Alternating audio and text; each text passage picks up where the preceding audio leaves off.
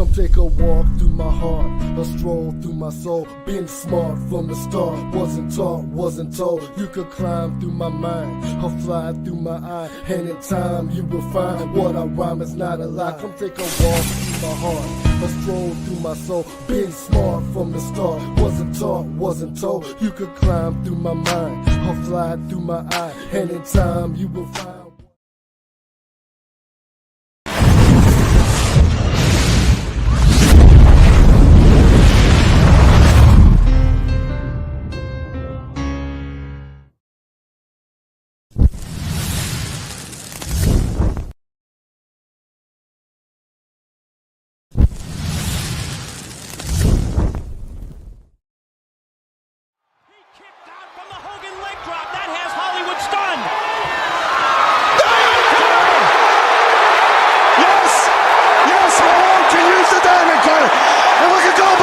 He's ready!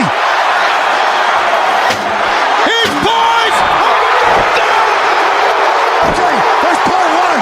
Now finish him off! Finish him off! He's calling for it! This is it! This is it! Your career's on the line here! Do it! Do it! This place will erupt when he picks him up! He's got him up!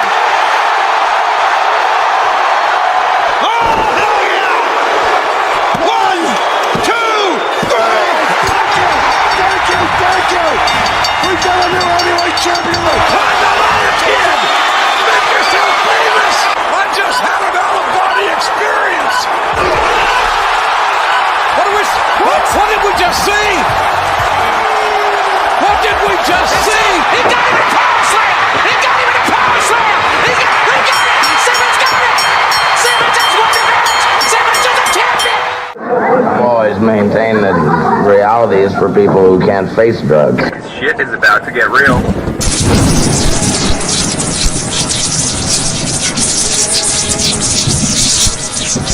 You get to see your knee deep.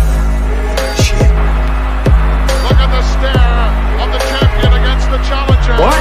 And now, Straight Talk Society presents Wrestling with Reality. The following announcement has been paid for by the New World Order. It's going to be the biggest battleground in the history of our sport. The biggest match in pro wrestling history. The two biggest superstars in our sport in the biggest event the sport has ever seen. The biggest match in the history of our sport. Trying to run a little scalded dog here. Enough is enough. That's enough. No! Oh, God, that's enough! Stop it! Bam! Listen, marriage is tougher than a $2 steak. Who is your daddy? Who's your daddy, Undertaker? Slam! Toe slam! Who's your daddy, Undertaker? Lucifer's lips are the biggest size in the WWE! Somebody stop this! Somebody stop the damn man! Enough's enough! What? The irresistible force meeting the immovable object. Cena's got it real! Woo! WWE Dynamite. Ladies and gentlemen, may I have your attention, please? It's time. Let's rock. I can't do it. We'll do it live. So to escape from reality? We'll do it live. Fuck it. I am reality. Do it live. I'll write it and we'll do it live. Oh, it's live, pal. Let the shredder begin! It is now time for Wrestling with Reality. I have come here to chew bubblegum and kick ass. Junior, look at this. And I'm all out of bubblegum. number one to be the man, baby! You have to beat the man! Heavyweight champion of the world. The time is now. Reality has become the present, and the final lesson of the pain game has begun. Have you ever heard a joke like that in your life? You are gonna wrestle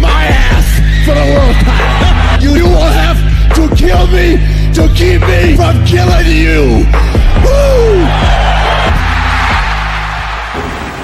The 90s have been referred to as the reckoning with truth. In the 80s, everything was clouded. Nobody ever told the truth. In the 90s, the way to go is flat out. Tell no lies. That's the way we're gonna do it. When you hear something from our lips, truth it may be, and as much as it may hurt, you can count on it being exactly the way that it is. We want the gold, sucker! Hulk Hogan, we coming for you, nigga!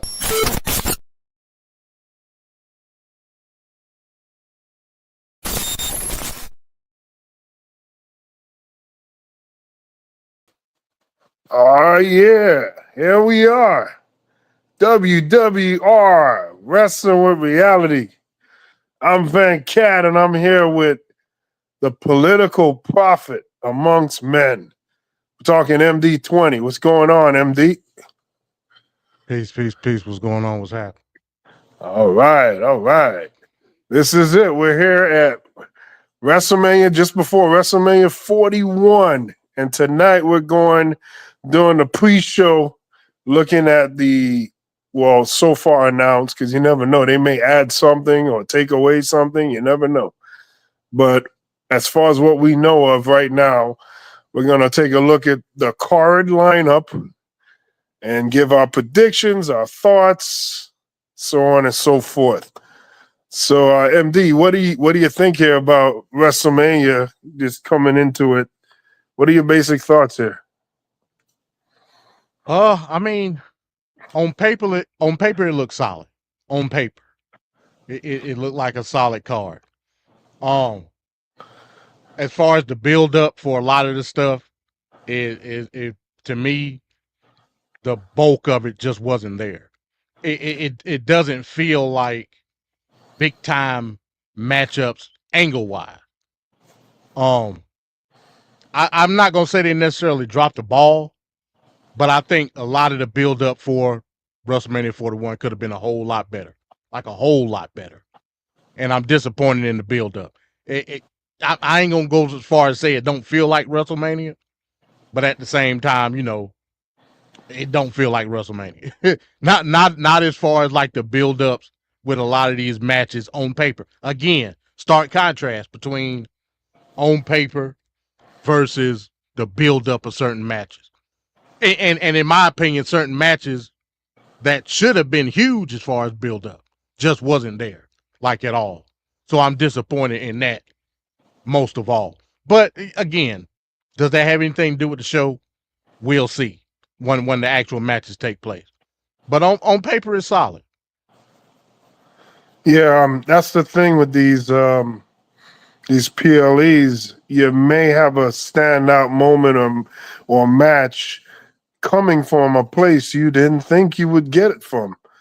And we've seen this before where it just feels like this isn't something I want to see, or it isn't that great. And then all of a sudden they get in the ring and the match is like ridiculously good. So that's the one thing that you're hoping for.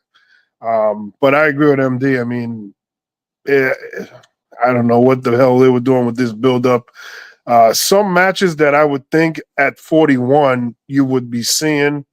Like I thought by now we would be focused on Jade Cargill and oh God, what's her name again? Bianca. Naomi. No, you talking about Bianca Belair? I wanted that match. Yeah, that's the match. I thought, okay, they said she's not ready. So a year from, last year, a year from now, WrestleMania 41, they should have it ready where we're going to get that match. And we're not getting that match. We're getting something else. So it's just like, why is that happening? But, that's the direction they decided to go. So now do we get Bianca and Jade next year? Is that, and by the time it happens, if it ever happens, will it be, something we're looking forward to? Well, let me put it to you that way. If we're going to focus on that one particular match. Jade Cargill is a star. Let's not get it twisted. Bianca Belair is a star. Let's not get it twisted. We know Jade is a clunker in the ring. We would agree on that. We also know that Bianca Belair, though talented, very talented, she counts steps, as we've said plenty of times. Embarrassingly so. She waits for things to happen, and you know, she's not green by any stretch of the imagination, but she goes through the motions as if she is green. Right. The craziest part about it is that Naomi is the best out of all three of them. Right. I would argue that maybe it was like, hey, the people are not ready to see that match yet, based on the fact that these two women are not ready to have that caliber of match. Let's put her in the ring with Naomi because we know Naomi is going to make her look good. And I think this is going to be a breakout moment for Naomi. But we'll talk about that later on.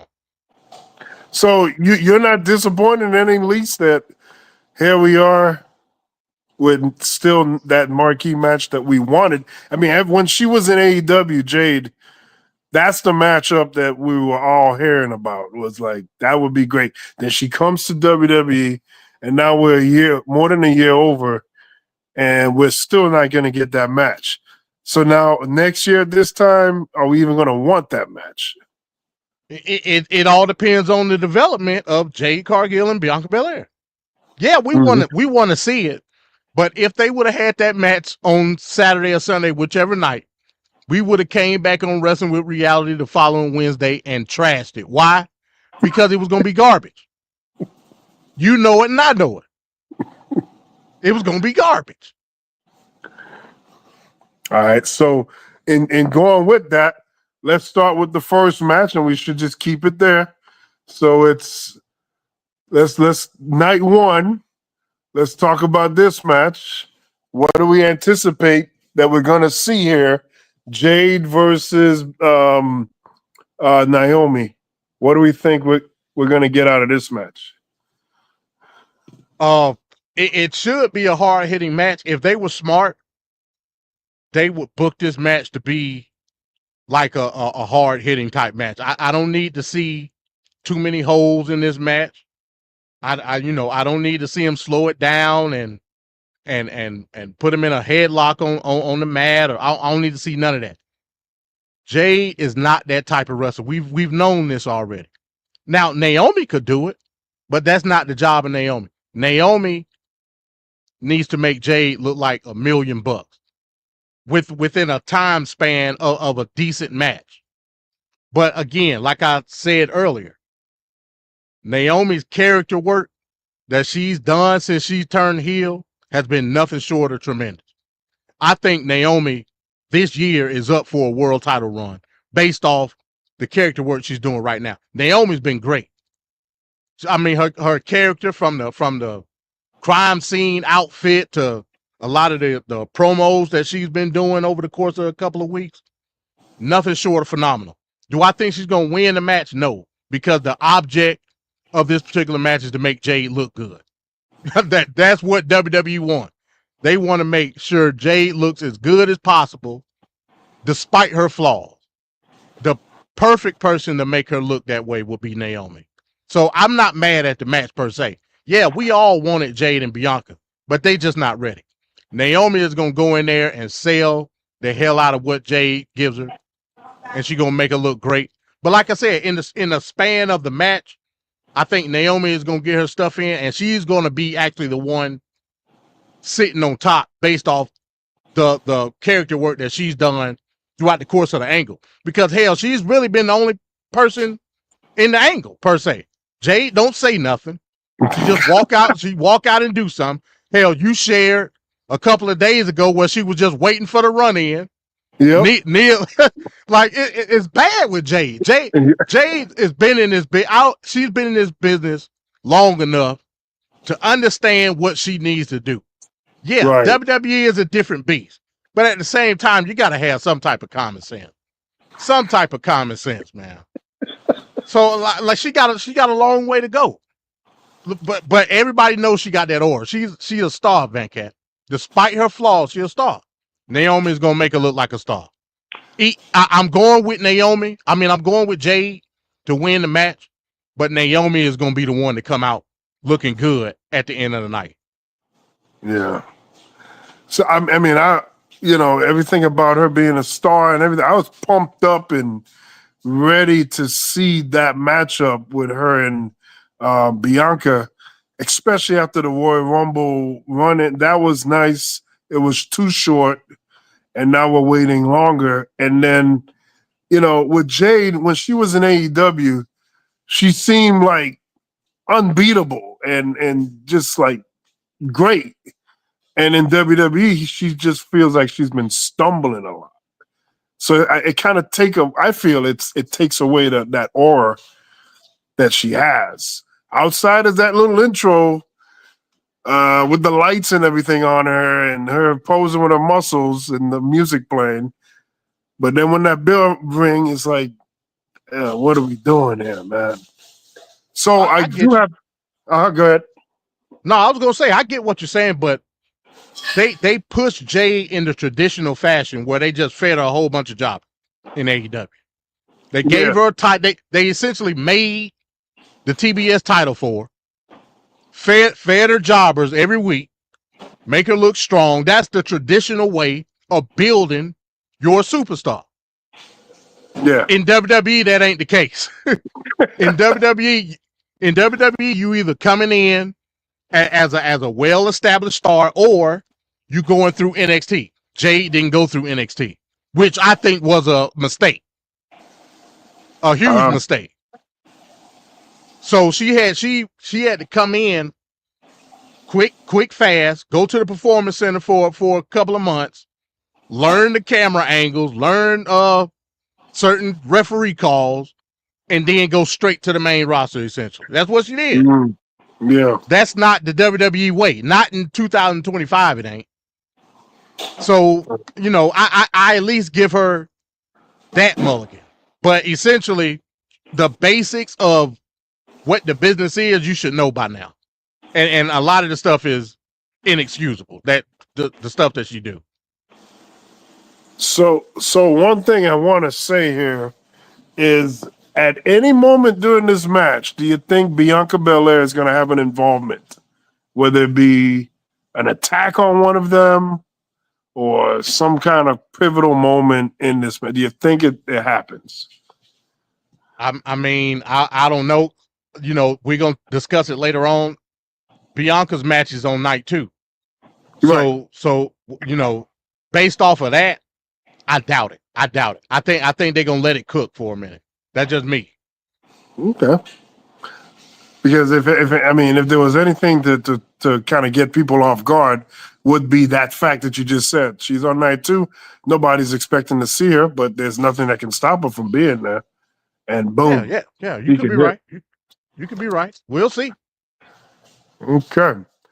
All right. So that's the first match we just talked about, Jade and Naomi. So here's another matchup. And we got Rey Mysterio versus El Grande Americano.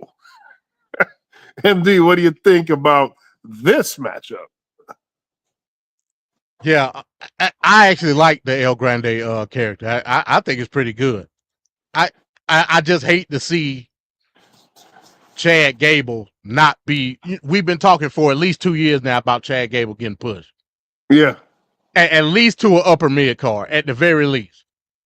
And it just hasn't happened. But he just keep reinventing himself. He just keep doing it. And it's getting over. That's the crazy part about it. So at some point, you got to say, hey, look, man, this guy's over. We got to give him at least the Intercontinental title, at the very least. I think it's going to be a good match. We know Ray about to get ready to hang it up sometime soon. I don't know if this is going to be his last year, but it's coming up. It's coming up. It should be a good match. We'll see if there's going to be any involvement with American Made or the LWO. Hopefully not. I just want to see a good match. I'm gonna go Ray just based on the fact that in the angles Chad Gable's been using the loaded mask with the steel plate and all of that, and you know he's been getting the heel work. So I'm gonna go Rey just because it's WrestleMania, and they got to give some type of blow off with the good guy. So I'm gonna go Rey. I think it's gonna be a good match though. I think Bone said he going with Grande, but yeah, I think it's gonna be a good match. I think we're gonna be surprisingly favored in terms of how we feel about it. I think it's gonna be a good match, but I'm going Rey. Yeah, without a doubt, this match should deliver. This match, unless they do something stupid gimmick wise that really messes up the match for everybody, like particularly towards the end. Sometimes they can't help themselves and they do a silly finish or, you know, those dusty finishes or whatever the hell. Ray might take the mask off of him or something. Hey, look, it's Chad Gable all along. Some corny stuff like that. You know, I don't give a damn about it. Let him wear the mask, man. I know. It's crazy. So, correct me if I'm wrong, but I thought we were going to get Rey Mysterio versus Tenya. You talking about Penta? Penta, yeah. At some point in time, we will. At some point, because that's a dream match for a lot of lucha people. Which is why it should be at WrestleMania. You would think, with Rey being so old, you know. Yeah, exactly. So what if he gets injured from now before next WrestleMania? That's what I'm saying. Like the moment in time is right now. You could do it right now. You don't know what might happen. It's right here. Why waste it? This feels like you had Hogan and Flair at WrestleMania 8. They didn't do it. You had the moment to do it. You know, this El Grande Americano is giving me Midnight Rider vibes, Yellow Dog. Oh man, it's funny. It's always funny when wrestlers do that. I think Hogan was what American something. What was he the Patriot? What was he? Damn, I forget. He had that. Obviously, the mustache is beaming out of the mask. You can see the damn. You can just see. So it's just bold and funny with it. But I always like when guys do that in wrestling. It's always funny. But yeah, I expect big things out of this, man. I know Rey Mysterio is coming down to the end, but he's still very damn good. And the El Grande Americano, he's phenomenal. So yeah, I expect a great match here. This is definitely not a match you're going to take a pre-break on. You're going to want to watch this. Mr. America. That was him. Yeah. Yeah. That's the damn Hogan, man. Okay, so we're gonna go. Oh, hold on, wait a minute. There's so many new features and things of that nature. My God. There we go. It took forever to get the comment up. My goodness. It's like all these different things in StreamYard right now. Yeah. It's kind of hard to get around it for me. I'm not used to it. Okay. So I expect a real good matchup here. I think probably one of the best matches all of the night, if not the whole weekend. I think they could do something really good there. Yeah, I wouldn't be surprised. I wouldn't be surprised if we come out of it that good. All right, let's go to another matchup here for night one. And this is LA Knight, Jacob Fatu for the United States Championship. 1-on-1. MD, what do you think here for this matchup? I don't like this match. I don't like this match in this moment. I don't look at Jacob Fatu because Jacob Fatu is my choice. He's gonna win the match, in my opinion. But I don't like this moment for him.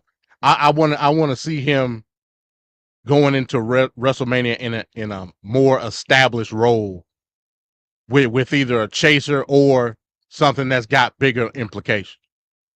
Jacob Fatu is obviously the future of whatever bloodline angle they do next, because we know it's coming at some point.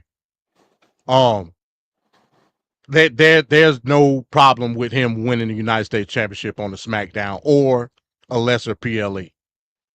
At WrestleMania, it should be a bigger implication because, again, like I said, he's obviously the evolved angle as it pertains to the bloodline. It's him. It's gonna center around him. We all know this. Him going up against LA Knight, it feel like they feeding LA Knight to the slaughter, and I don't like that because I think LA Knight is more of a bigger thing than what they're perceiving him in this particular match. Right. I'm going with Jacob Fatu. Again, Right. if they were gonna put the belt on him, they could have did it on SmackDown. So you feel like in this moment that Jacob Fatu should be established as the champion going into the event and then have a big title defense solidifying him as a big time threat. 100%. 100%. Yeah, I kind of because I mean, that. what are they waiting on? What, like, I understand they trying to play the long game with him and Solo. It's gotten stale to me. Right. But Bones just said it. Maybe they using this match as a evolving of the angle. Like Bones said, maybe Solo gonna cost him the match. I could definitely see that. But I can again, see that too. It is the I guess you would say the sharp angle turn with him and Solo. Is it big enough to do at WrestleMania? Like, again, I don't believe so. I just don't, because we've all seen that coming months ago. You know what I mean? To do it at Mania, to me, it feels stale. That's just me. What WrestleMania is supposed to be there for: big matches, big implications, big angles,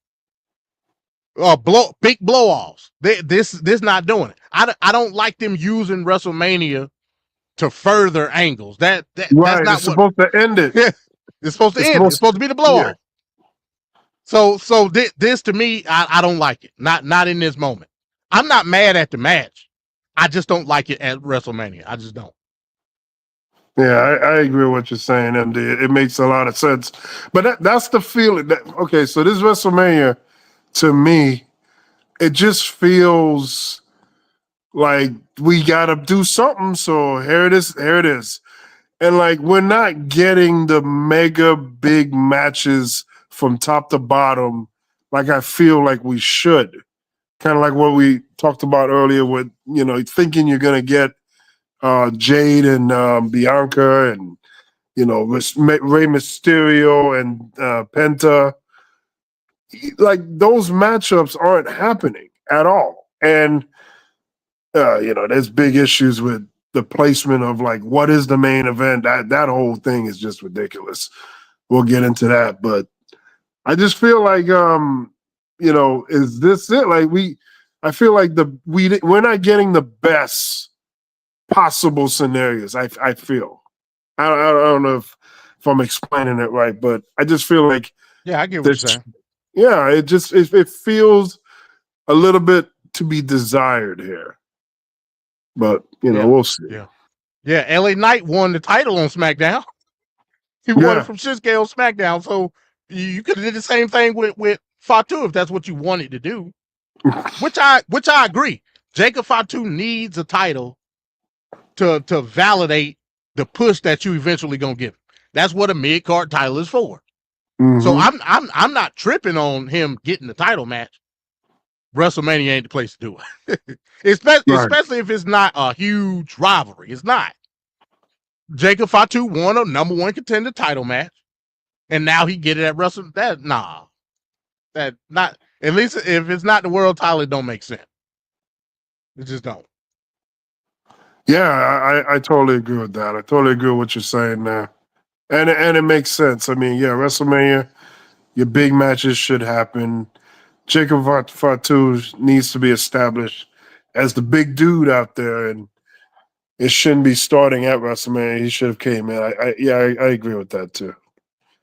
Oh man. So yeah, night one keeps rolling. So here's another matchup here which is probably going to open WrestleMania. Oh my God! Yeah, I don't want to say it. I can almost guarantee it. Oh, almost. Because where else you go? Where infuriating. else are you gonna put it at? Where are you gonna put it at? It's the main event. That's crazy, man. It's actually the main event. I mean, I don't know, man. Like what? You happened? had no problem. You had no problem putting Drew McIntyre and CM Punk opening up Bad Blood. You had no problem with that. but you and that was the biggest match of the night. It was. But you want to put the triple threat match main eventing, and this is probably going to open it. It don't make sense. It don't. Yeah, that's crazy. If you put this match in the middle of the card, people ain't gonna give a damn about it. They're not gonna get it. They gonna, you know what I'm saying? Right. So I don't know, man. I don't know. It's not a mid card title. So why is it opening the show or even being considered in the middle of the show? Like the titles should have weight to it. And every time we go away from that, I think it just hurts the business more because you're telling me the title don't really mean nothing or has no real true value. Every time you do that with the title, there should only be a few exceptions. If you have an epically great match like Hogan and The Rock, that should have been the last match at that WrestleMania over the world title. And nobody would say anything because that's a match that only happened, you would never thought would have happened at that time. So that's justified. But there's no reason in this WrestleMania that this match can't go on last. And it's not to say what are they saying? Are they saying that Jey Uso? Because they're not saying Gunther can't deliver. I don't believe that. Now we've seen Gunther deliver. So they're saying Jey Uso is not able to deliver, but they just had a match on Saturday night's main event, and that was pretty damn good. So I don't. It's not like they haven't met up. Yeah, I don't got no answer for you, Frank. I don't know. I don't know. And like Jay, to me, his work leading up to this match hasn't been good. I'll be honest about that. Jay, you put a mic in Jay's hand, he don't know what to do with it. That's just a fact. Gunther has been selling the hell out of this match. Physically and promo-wise. He's been selling it. So I know Gunther is up to it. Jay, all you got to do out there is go out there and play the role of the babyface and do it good. That's all you got to do. We'll worry about everything else afterwards. The moment is there. Jay is one of the hottest guys in WWE right now. The moment is there. We know that. Mm-hmm. So that it don't make sense to me, Vancat. It's night one. It ain't like it's one night. We asking them to do something spectacular for now. No, it's one night. The first night. Right. If this was the old days where WrestleMania was just one night, then I could understand them, kind of like. But even then, it still shouldn't open it. It shouldn't open it. Like there was a time when they had double main events and triple main events. Right. And they would pretty much be the last 2 or 3 matches of the night. Yeah. No big deal. Since they've been doing the brand split, that's usually how it is. The lesser title, whichever one it'll be, the world title or the WWE title, usually opens the show. Yeah. They've been doing that for over a decade. Yeah. One it was only one night. But this ain't the case. You got 2 nights for a reason. Exactly. Both world titles, and like you said, unless it's a once in a lifetime match, should be main eventing both nights. And your co-mains should be the women's world titles, or at the very least, the high stakes mid card title. At the very least, right. But your world titles should be the Pan Ultimate and the main event on both nights. That's what you would think. But what do I know? I ain't the booker. So one thing I am thinking about now is, what about the fact that last year's WrestleMania, obviously it's no secret, Jey Uso was in the worst match of the night, or the whole event, really, the whole weekend last year with his brother. That match stunk up the joint. Could that be, well, hey, we saw what happened last year, even though you got Gunther, the stench was so hard on the nose for that match. We're not taking any chances ending the night with a bad stain. Let's just go ahead and open it so that if we can course correct throughout the night, if Jey Uso take a dump in that ring. Is that the mindset here? I mean, my God, why make him win if that was the case? I mean, I understand he has, like, the popularity is out the ass for Jey Uso, but you just don't throw. But this argument of Triple H is this grand thinker, and he plays the long game, and he's doing all these things before you see. It's if we didn't understand that it's bullcrap, they are doing it off the seat of their pants, moment to moment to moment, because there's no this happened last year. Why did they let Cody win the Royal Rumble last year if it was a problem to the main event they wanted to have last year? And here we go again. Why did we make Jey Uso win the Royal Rumble if it's a problem to have him in the main event, which is the whole point of the Royal Rumble? So, like, here we got 2 years in a row where WrestleMania having these botches, and it's clearly showing they don't know what they're doing. It's not a grand scheme. Yeah, I can understand that.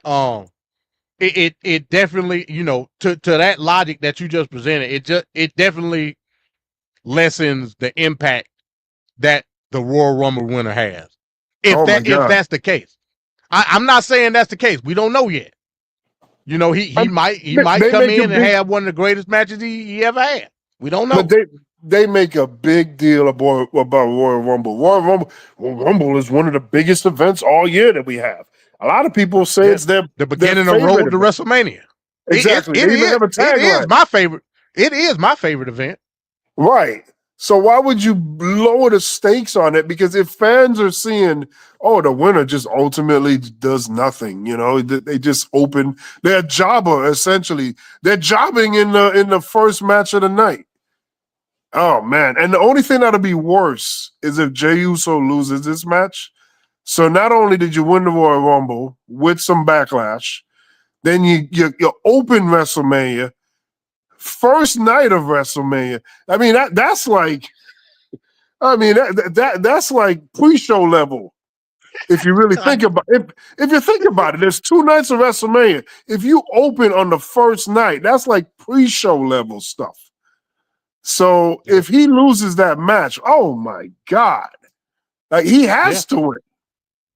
Yeah.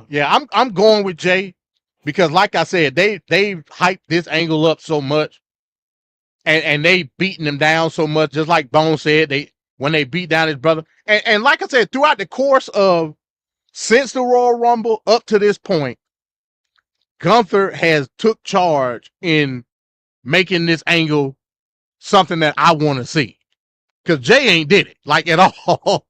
And again, a lot of that got to do with Jey simply can't take control when it comes to promo. He can't do it. I don't know what it's going to take. But again, maybe he don't have to do it. If everybody raising their hand up and down and saying yeet, that's all he got to do. This is wrestling at the end of the day. Less mean more in the business of wrestling. So I'm not hating on Jey, not at all. He ain't my cup of tea as far as what I want to see in a complete professional wrestler, but the people who've spoken at the end of the day, they want to see this guy win. And based on the amount of money he's generated selling sunglasses and yeet shirts, he's probably going to win. And it's going to be a feel-good moment for him and his family. Gunther should have all the credit because he's going to ultimately be the one that's going to put him over. But we'll see how good Jey could do that. Like I said, we all remember last year. Last year was terrible. I don't know what the hell him and Jimmy did last year. But we've seen, like I said, Saturday night's main event, that was a great match. We saw it. So we know he can go in the ring and perform. We'll see if he can carry the weight that's on his shoulders right now. But I'm going Jey. I'm going Jey. I don't see how you could not. This is the classic WrestleMania moment. This is it. And he's going to get it. Could you imagine WrestleMania 3 having Ricky the open WrestleMania 3? It would kind of take away something from that moment, I think.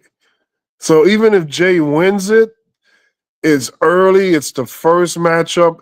Like I think like the first matchup in any pay-per-view should just be a nice, 10-minute match to get the juices flowing. And a lot of the cruiserweights used to do that, but I don't know. Maybe Rey Mysterio's match would probably be like a good choice to start off the event, get you going on the right, excited, because people are pumped up for the show to start and you want to have something to carry you there. Gunther does a lot of sleepers and submissions and slow down stuff, and then he doesn't get going until towards the end. Right. So there's a lot of reasons this match really can't be opening. And if it's a big moment, it won't be remembered because it happened so early. Like there's so much that's going to happen later on in the night, and if that's not one of those things to happen later in the night, it's going to take away some of the shine. And that's the thing I don't like, man. I would like to see Jey get his just due on this. But you can't put it in the middle either, though, Van Cat. No. Everybody knows when you go to a wrestling show, around the middle of the card is when people get antsy. Yep. They go piss, do whatever, go get another beer. You can't do it, bro. You can't do it. It's gonna kill the moment. It's either gonna have to be the second. I don't even think you can really put it second to last, because again, everybody is gonna be waiting for that triple threat match. That's the main event. Everybody knows that. People are going to be trying to get their affairs in order, go pee, like you said, go get some nachos before the main event. That's how it's always worked. So you really ain't got no choice but to put it in the beginning of the card. You really ain't got a choice. Do you feel that triple threat is the main event? It's all. They already said it's the main event. It's the main event. For you, not what they're saying. Well, no. I know. I think this match should be main event. But again, it could be whatever match in the main event. People are going to want to be in their seats for whatever it is what I'm saying. Right. So they're going to use, typically it's in the middle of the card, or it's that Pan-Ultimate match where they're going to use to get themselves straight. And that's going to take away from Jey's moment, is what I'm saying. Right. Oh, man. And that's unfortunate. It is. That crying shame is what it is. Oh, man. And I hope he wins, but the moment he wins, he's going to end up like Cody. He's going to end up having to prove. He's going to have to prove himself hard, man. I'm telling you. He's not going to have the title long, bro. He's not going to have it long. If he wins, I give him. I think him having it till SummerSlam is a good little streak, if that. Boy, man, now he's a token. He's a DEI champion. They got him as DEI champion. My God. Oh Lord. So going from one dumpster fire to the next, let's go to this one here. Oh my God. Talk about a real dumpster fire going into it. The promos have been atrocious. Nobody asked for this, by the way. I don't. Who wanted to see this match to begin with? And everybody wanted to see the match, bro. I ain't gonna let you do that. I never wanted to see this match. I had no interest whatsoever. It shocked me that I don't know. I have no interest, especially after these promos they've had. I super have no interest in it. Well, yeah, But the what do you build-up think? has been terrible. The build-up has been awful. But Yeah. everybody wanted to see this match. When you saw Tiffany Stratton, Tiffany Stratton. Tiffany Stratton, you automatically thought of Charlotte Flair based on similar moveset, so on and so forth. Everybody been saying that for a couple of years now. Well, I've been saying she looks like a man, but whatever. Tiffany Stratton look like I said, her body type it's I'm talking about the face, MD. I'm talking about the face. Okay, I got you. I got you. It is what it is. But everybody wanted to see this match though. That's a fact. Nobody expected this build up to this match. Nobody. And like I said, this all could be wiped away if they have a good match. All of it could be wiped away. Mm-hmm. Don't say Charlotte Flair is overrated and terrible. I won't go that far. I won't go that far. Charlotte has proved herself time and time again, bro. So I can't let you do that. Bones ain't holding back here, man. Bones ain't holding back. You're going to get the unadulterated truth from Bones here, man. Hey, that's fine. That's fine. But, bro, that match from a couple of years ago, that Charlotte Flair versus Rhea, that was great. We unanimously said that was the best match of that particular night. We all said that. Hell yeah. So as far as her in-ring ability, bro, Charlotte is it. We know this. But Charlotte out the ring, I don't know what the hell she got going on. Maybe she need to seek some type of professional help. I don't know. Something is wrong with Charlotte, is what I'm telling you. Right. Something is wrong, like upstairs in the head. Something is going on. Like Ric Flair wrong. Following daddy. Hey, I am my father's daughter. In her case, I guess. Something is seriously wrong. She looks like, I told you, she looked like a 60-year-old cougar at the bingo hall. I don't know what the hell type of plastic surgery she been doing. But body wise, she may be going through something. Like I said, we on live, so I don't want to say nothing too extreme. She may have some personal issues going on at home. There is no way, shape, or form she should look the way that she look. So why come back to wrestling at this particular time, especially after rehabbing her injury? And by the way, she like totally made the focus everything that it shouldn't be. She should have made the focus about her coming back, working hard to get back in place to climb the ladder again. But the moment she won that Royal Rumble, or the moment she was given that Royal Rumble, that undermined everything she was trying to do. So the fans already Hogan level hate on her already. Right. And then you come out here and you say the dumbest things in your promo. I don't get what is the sense behind that. She's literally taking up a spot to somebody. There's so many women that could just take that spot, be in there, and do more justice than what she's doing. Verbally on the mic, she ain't doing nothing. The only thing she got left is the in-ring. And again, she's great. She's legendary. But she just came back from an injury. And nobody is like what they were in an injury, even in the made-up world of professional wrestling. You lose a step or two, and it's not going to be the same. So she puts we don't know that, though, Van Cat, because we haven't seen her in the ring. So we don't even know. Exactly. Right. That's a problem. I get your point. That's a big problem. There's already rumors and speculation saying that she's politicking in the back. Yeah. She's politicking it. She got heat in the back. We know this, right? She's throwing her weight around. Then Triple H or whoever made the decision, just give her the Royal Rumble. Just give it to her. She shouldn't have won the Royal Rumble. You could have still had this match without her winning the Royal Rumble. Mm-hmm. You could have had Rhea or whoever you wanted win a second Royal Rumble. There ain't no place to Royal Rumble. There's a lot of multi-Royal Rumble winners.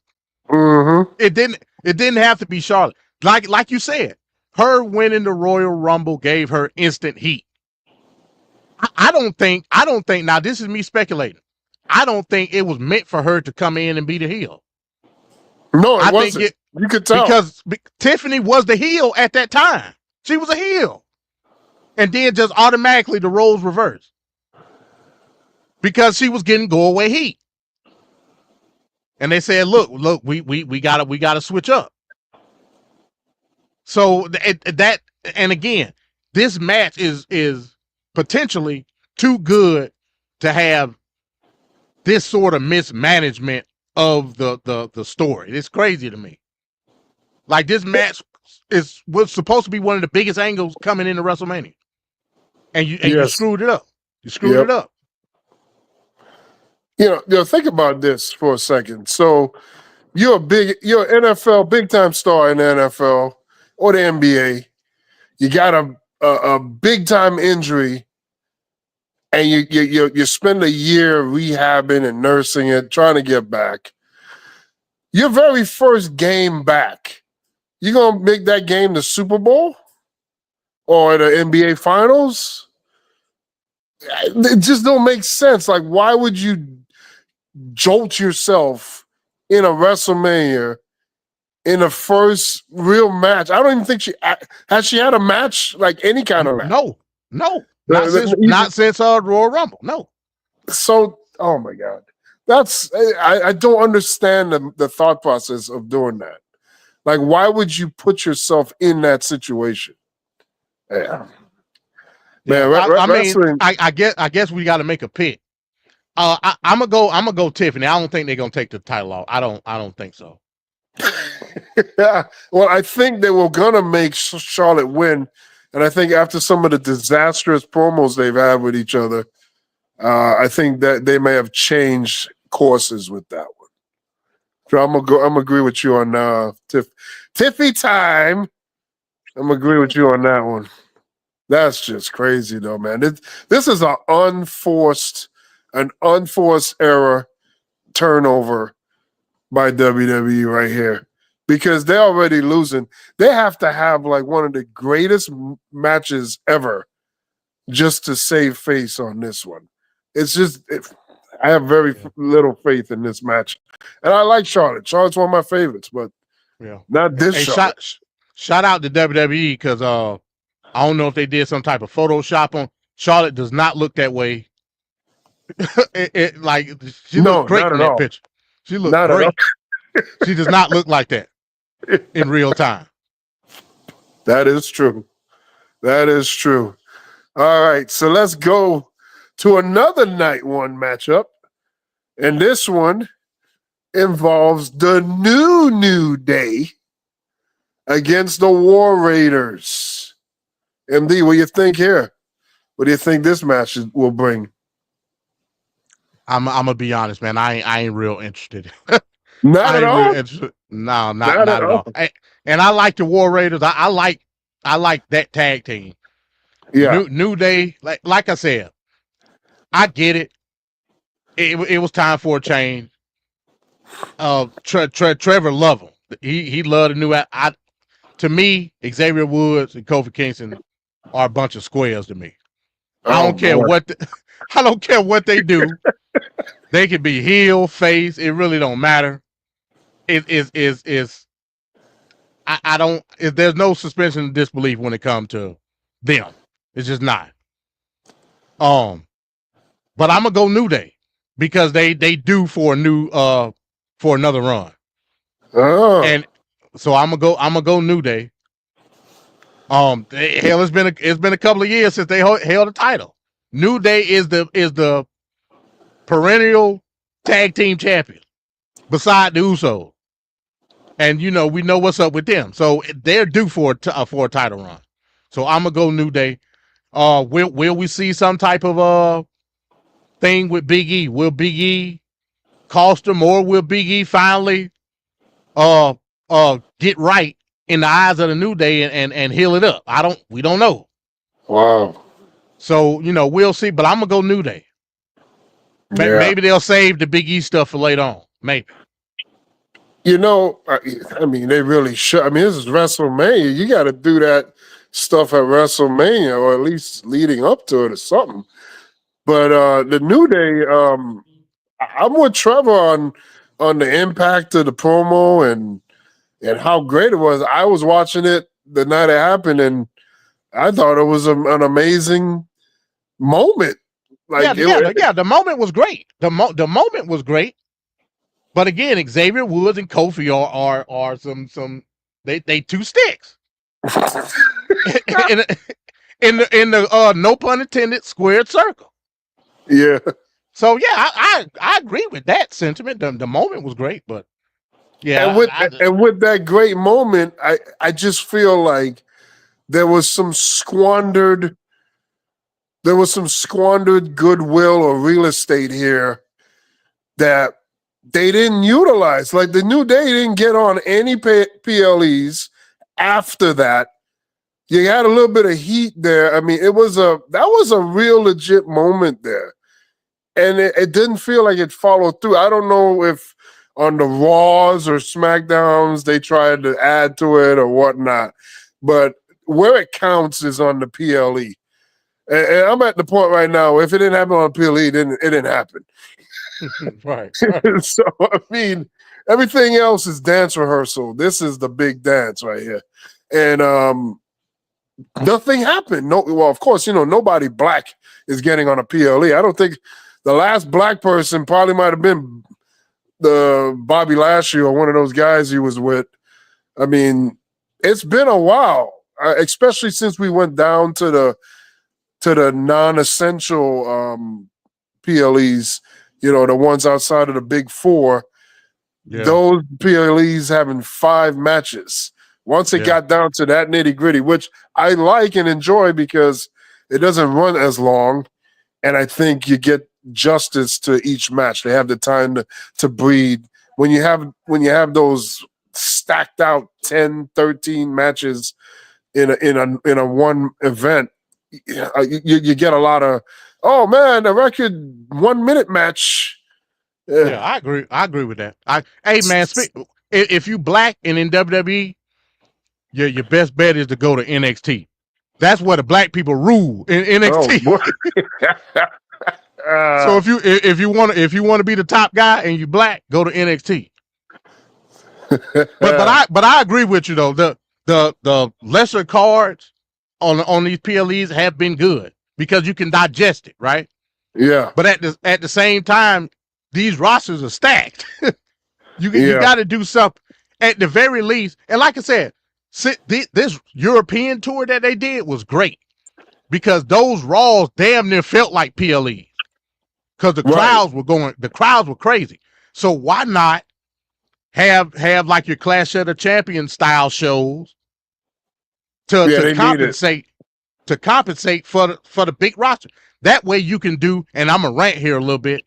That way you can have your women's Intercontinental and United States matches that you don't have on this card. Like, where the hell is Chelsea Green?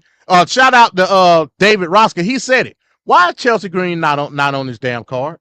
And she one of the hottest things in WWE right now. I don't.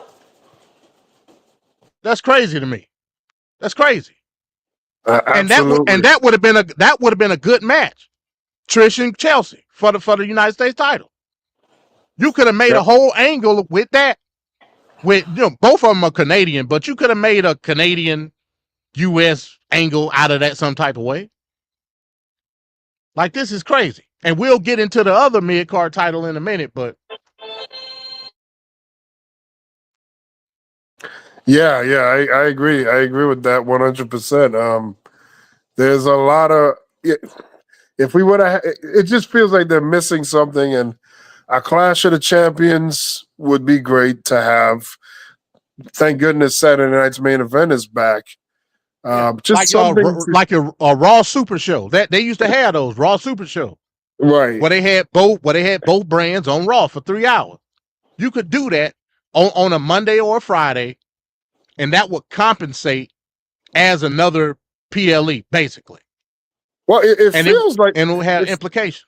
It feels like they should have something else around WrestleMania happen. I know, like at NXT, they do some show around WrestleMania time, right? They have Stand and Deliver.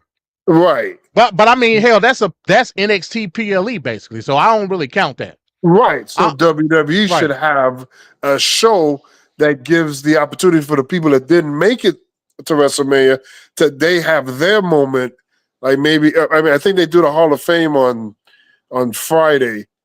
So maybe they should do it like, maybe the weekend before WrestleMania. Like they should have that where they get to showcase those people that didn't make it on WrestleMania. A week before WrestleMania, have whatever you want to title it, and they'll have a little bit of shine going into it, and it'll get everybody, ready and jacked up for the event itself. But it feels like there's an opportunity there to do something. Yeah. Like I said, you could have 3 to 4 big time Raws or SmackDown. You can have 2 Raw, 2 SmackDown, where it's like a big event. And essentially, that's just what you did in Europe, because those Europe shows were great. Just from the crowd aura alone, they were great. You know what I mean? So you could do something like that where, like you said, whether it's like a tournament or you have like the main titles being defended on Raw or SmackDown, and it's big time implications. You could do that, and that'll compensate the people that don't get on the PLEs frequently. You know what I mean? So yeah, I agree. Yeah, 100% there, man. So going back, with the whole black wrestler thing, let's just take a little detour. Let's just take a little sidebar to Did you hear the question, Senator? It just doesn't work for me,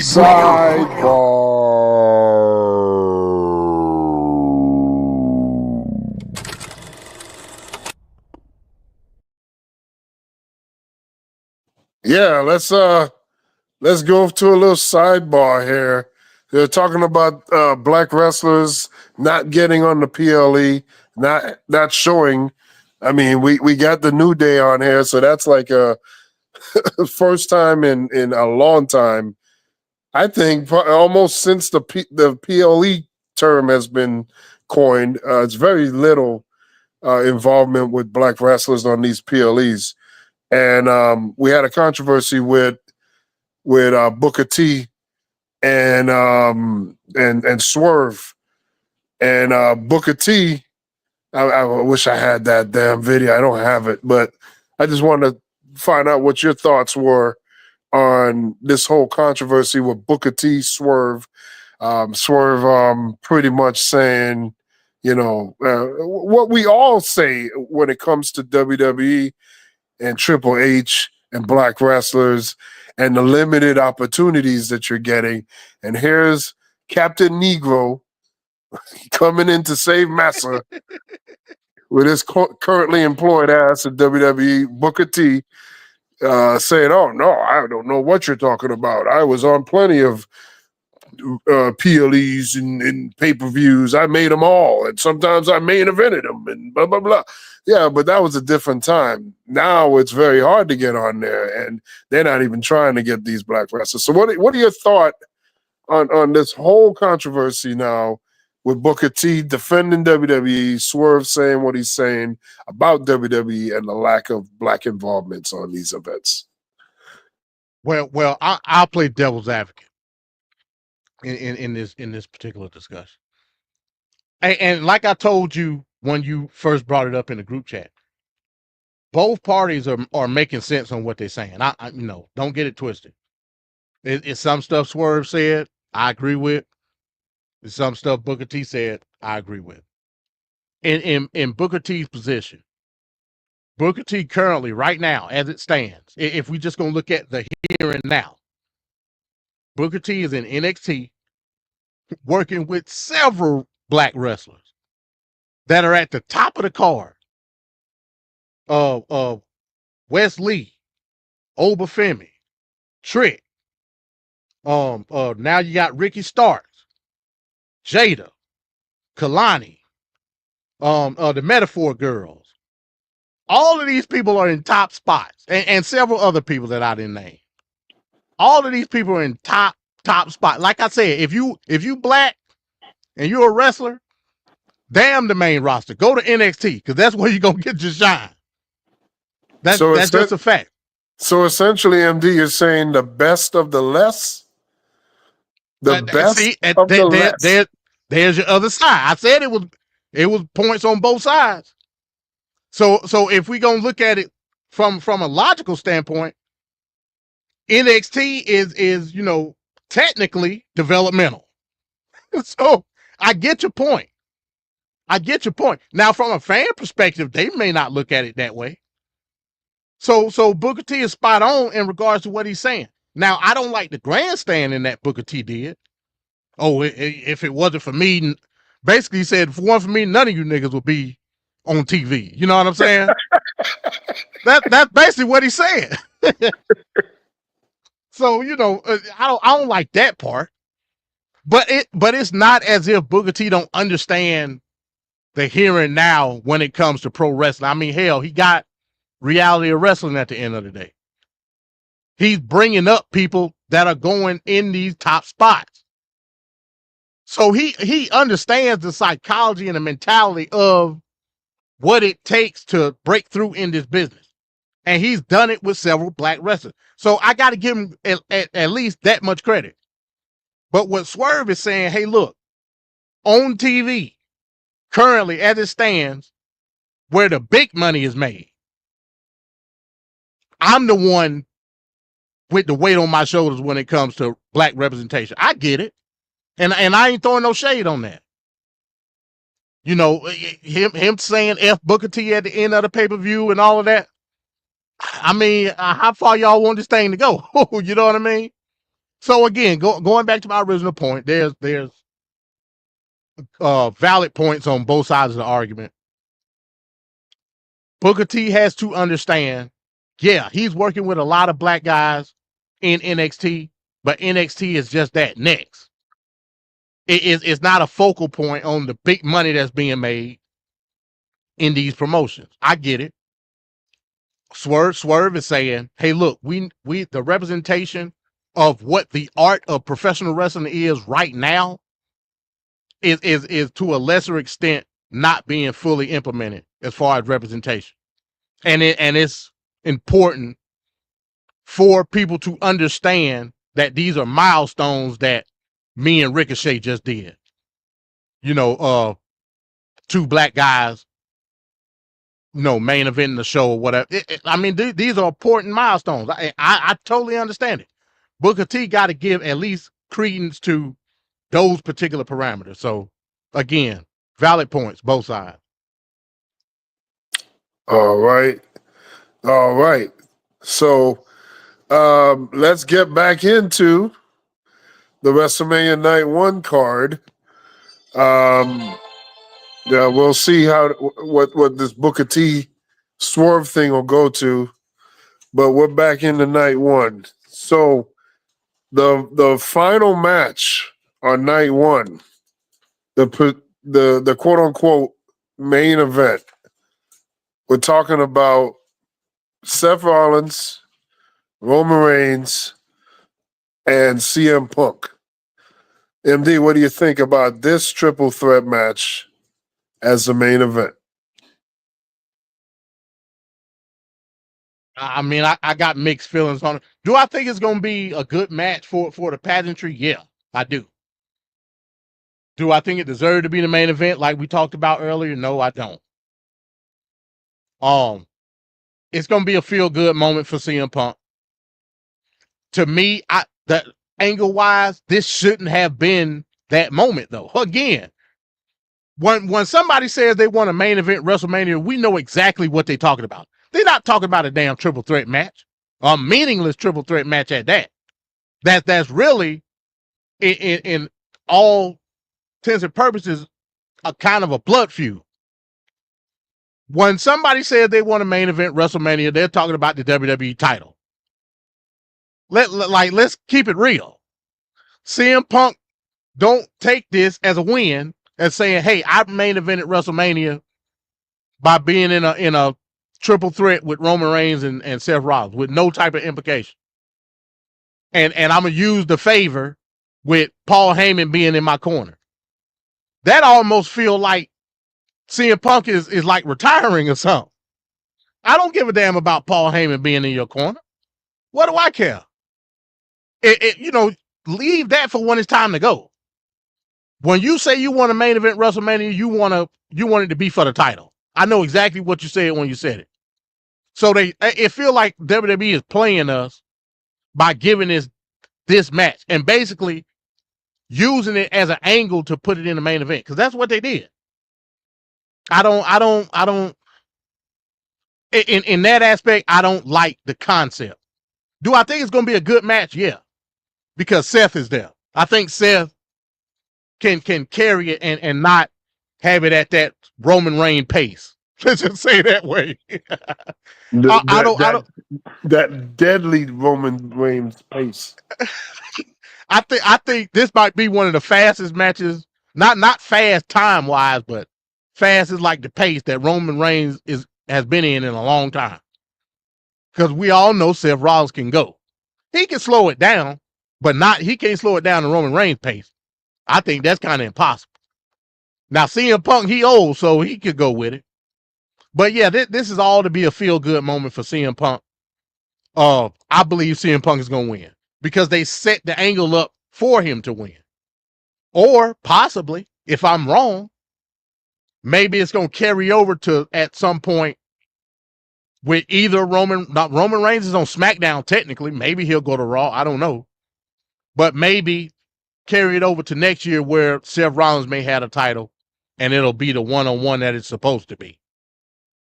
Quite honestly, you didn't need Roman Reigns here. You didn't need it. It could have been Seth. It could have been Seth and CM Punk. And I wouldn't have been mad at it based on the fact that we already had it in Madison Square Garden. But Roman Reigns came and they made an angle out of it. So I'm going with CM Punk. I think they set the angle up for him to win. And it's going to be a feel-good moment with him and Paul Heyman.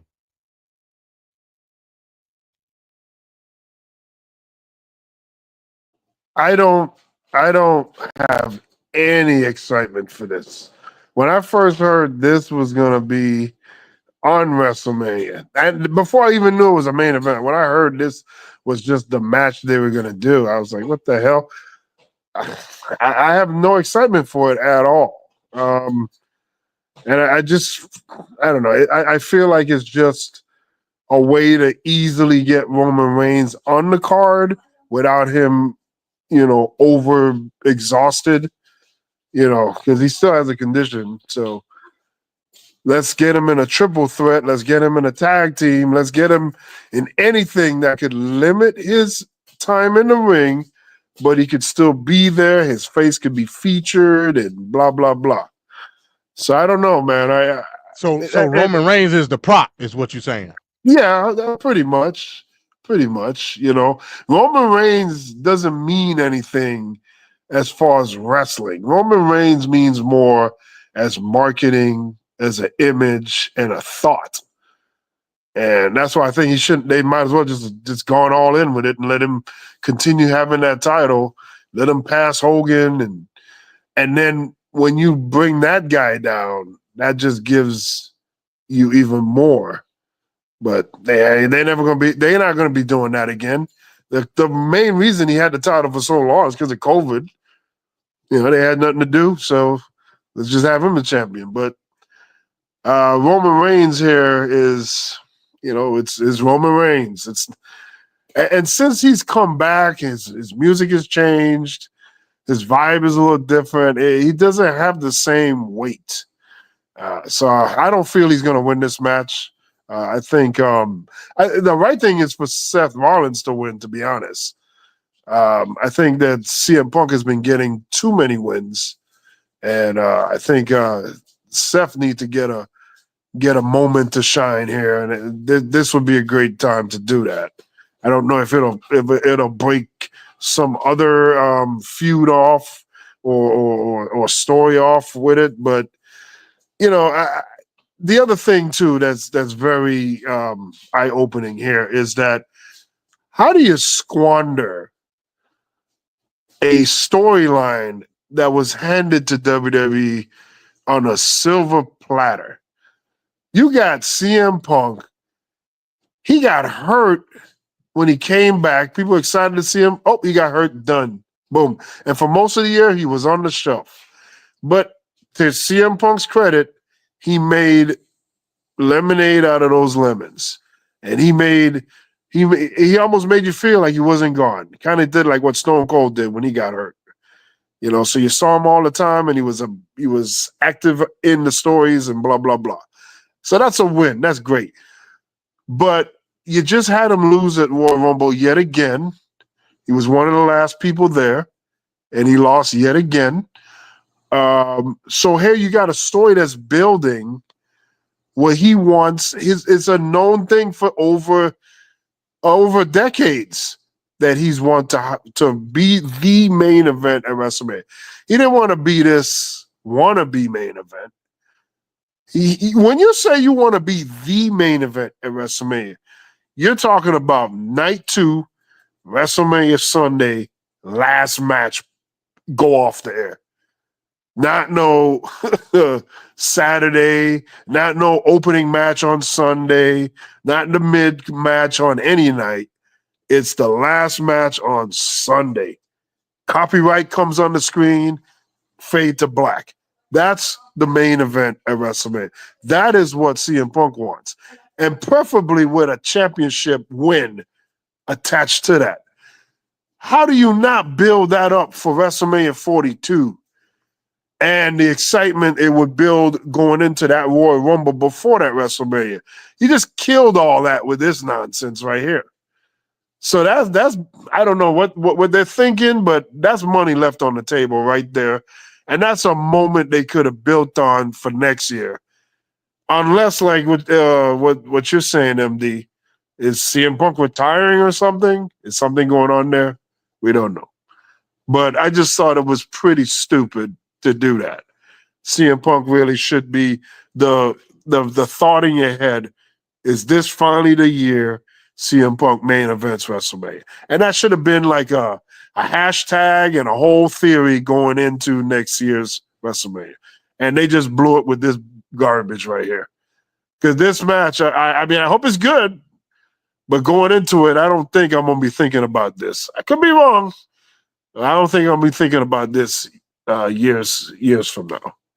But we'll see. Yeah, I agree. Like I said, they making a storyline with the whole Paul Heyman thing and Roman pushing Paul Heyman down. So again, like you said, they essentially using Roman Reigns as a prop. And you know, there's no need for that. I wouldn't mind seeing CM Punk and Seth Rollins one-on-one again. I wouldn't mind it. Roman Reigns is a SmackDown guy. You know, there's another SmackDown guy that would have been perfect wrestling Roman Reigns at WrestleMania by the name of Drew McIntyre. But we'll get into that later on. That would have been an interesting. Yeah, that would be much more interesting. They misusing Drew McIntyre. Oh my God. Oh my God. Yeah. There's so many holes here. So many holes here. All right. So that is night 1. That is WrestleMania, April 19th, Saturday night. Those are the matches. Let's just take a quick look again. We start off with Jade and Naomi. We then go to Rey and El Grande Americano. Then we go to LA Knight and Jacob Fatu. From there, we go to what was sold to us as to being the main event, the actual main event, with the Royal Rumble winner, 2025, Jey Uso, against the World Heavyweight Champion, which is supposed to be a highly coveted championship in Gunther. Then we go to War Raiders against the New Day, which should have more build and intrigue to it, but we're just not feeling it, especially with that squandered promo and moment that the New Day had that was amazing but nothing came away from that. I can't believe that. We then go to Tiffy time and broken down Charlotte Flair. Yep, Charlotte Flair. And then we conclude with Seth, Roman, and CM Punk. And that is your night one card. So let's go into night two.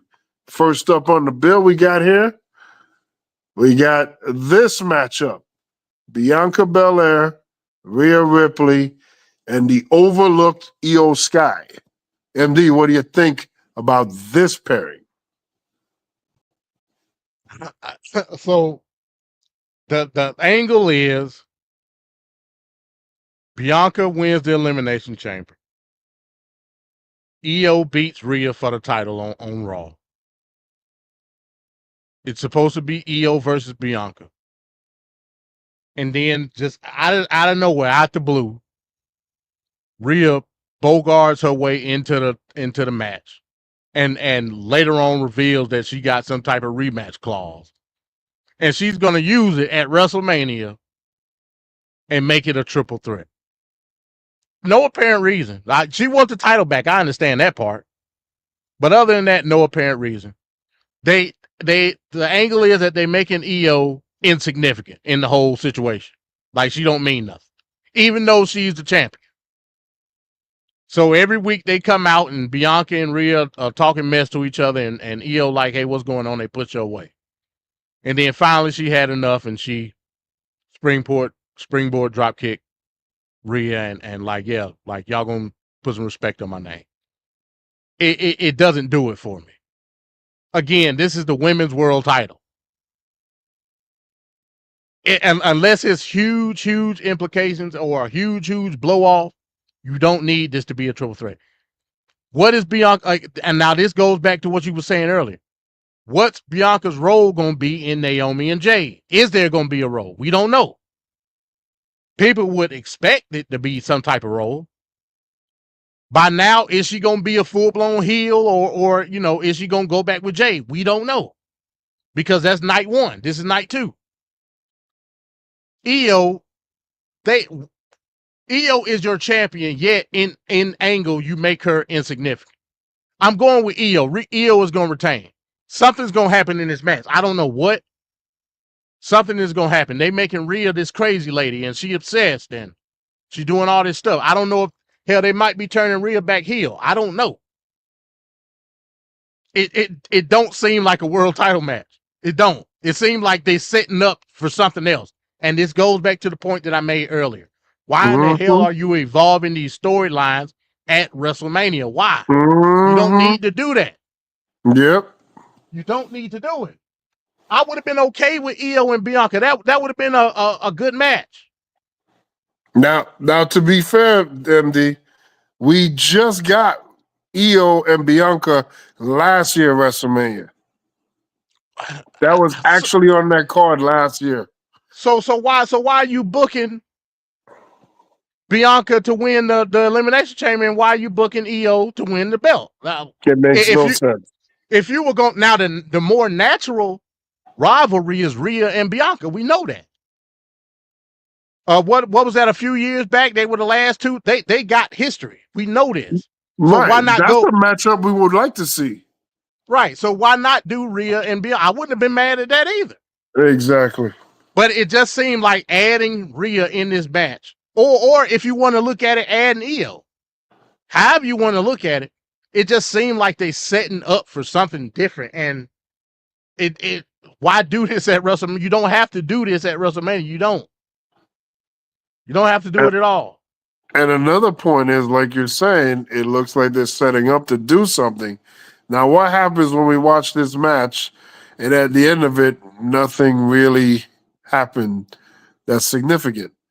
Or maybe there's an interference with Jade. Maybe Jade interferes with this match. Maybe that's what it is that's going to happen. I don't know. Yeah.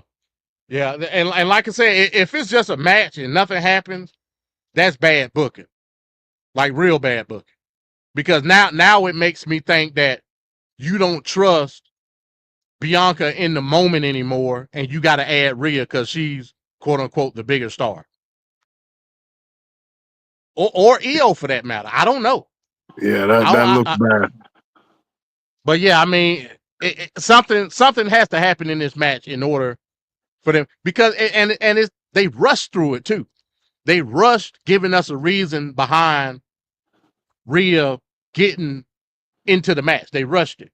It was only a couple of weeks when they finally said, okay, yes, she's got the rematch clause, blah, blah, blah. Because we was like, what the hell? Like, why is she doing this? Snatching the contract and all. We didn't know what the hell was going on. So in that aspect, you have to like kind of see that something's going to happen. But again, like we just said, you don't have to do that at Mania. Mania is not the place for that. It's amazing, man. I'm telling you, there's so many issues here. And ultimately, the performers in the ring are going to decide how bad or good this is going to ultimately be. But Triple H and WWE is not doing them any favors. Between the match setups and the stories to make you want to see these matches, there's something lacking here and there. I know where I'm looking to get my my big moments from. There's certain matches with certain people in it that I expect, like, okay, these guys, that's why I talked about Rey Mysterio and them doing what they're gonna do. I feel like it should be one of the better matches in the night, if not the whole weekend. Because I don't know, we're gonna have to see. But it's some weird booking going on here. Some stale booking going on here as well. Can't have the same people fighting every year, the same people. We need fresh matchups. Like they say that their roster is deep, but what we're seeing for these matchup situations says a different story. Because we're essentially getting the same matchups every year. So that's a problem for me. All right, let's go to. So who you said was going to win? Oh, I hope that it's Io Sky, just because of disrespect. Okay. The disrespect is just ridiculous with Io Sky. Even though in reality she weighs like 3 pounds, she really shouldn't. Shouldn't be in there with that's Bones' girl, man. She got a nice round Asian face. Like I said, she a pretty looking Japanese girl, but pretty don't get you out of a fist fight. Girl, but I get it. All right, so let's go to the next matchup here in night 2. Let's take a look at this one here. We got Liv Morgan, Raquel Rodriguez. Oh my God, I don't know who the hell that is. Lyra Valkyria. Oh Lord, you can pass on that. So the Intercontinental Champion. What do you think? What do you think about this one? Trash. That's what I think about it. You didn't even waste any time. Again, I like Liv Morgan. Liv Morgan, that's my girl. Yeah, she's great. Even in this moment, her and Raquel, she's been phenomenal as tag team champion with Raquel. It's almost as if they're trying to find something for Bayley to do. Yeah, it does feel like that. Which is crazy. Why do you have your Intercontinental Champion at WrestleMania in a match challenging for the tag title? Right. You're already an individual champion. Why do you care about a tag team title? The mid-card title, whether it's the Intercontinental Championship or the United States Championship, is there to highlight the next person up for the world title. That's what it's there. That's what it's there for. Instead of you doing that, you put that person in a match with used up Bayley to challenge for the tag team title. That lets me know that you really don't look at Lyra Valkyria as the next girl up. At all. She's a placeholder.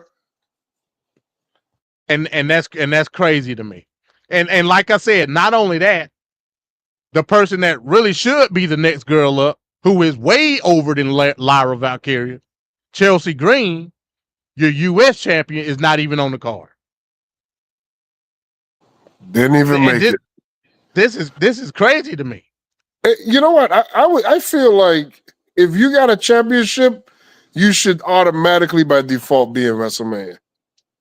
Automatically. Like, you should. If you're a champion in this organization, how are you not on the event? I again, your guess is as good as mine, Van Cat. And Like, here's the thing. WrestleMania is a literal night of champions. That's literally a night of champions. That's how the slogan goes, right? Yep. So I don't have an answer for you again, Van Cat. I don't know. Now, if I was the booker, and again, you can't do this because she's hurt, but this would have been a feel-good moment. You could have had Bayley with Dakota Kai, but again, every time Dakota Kai get in the ring, she get hurt.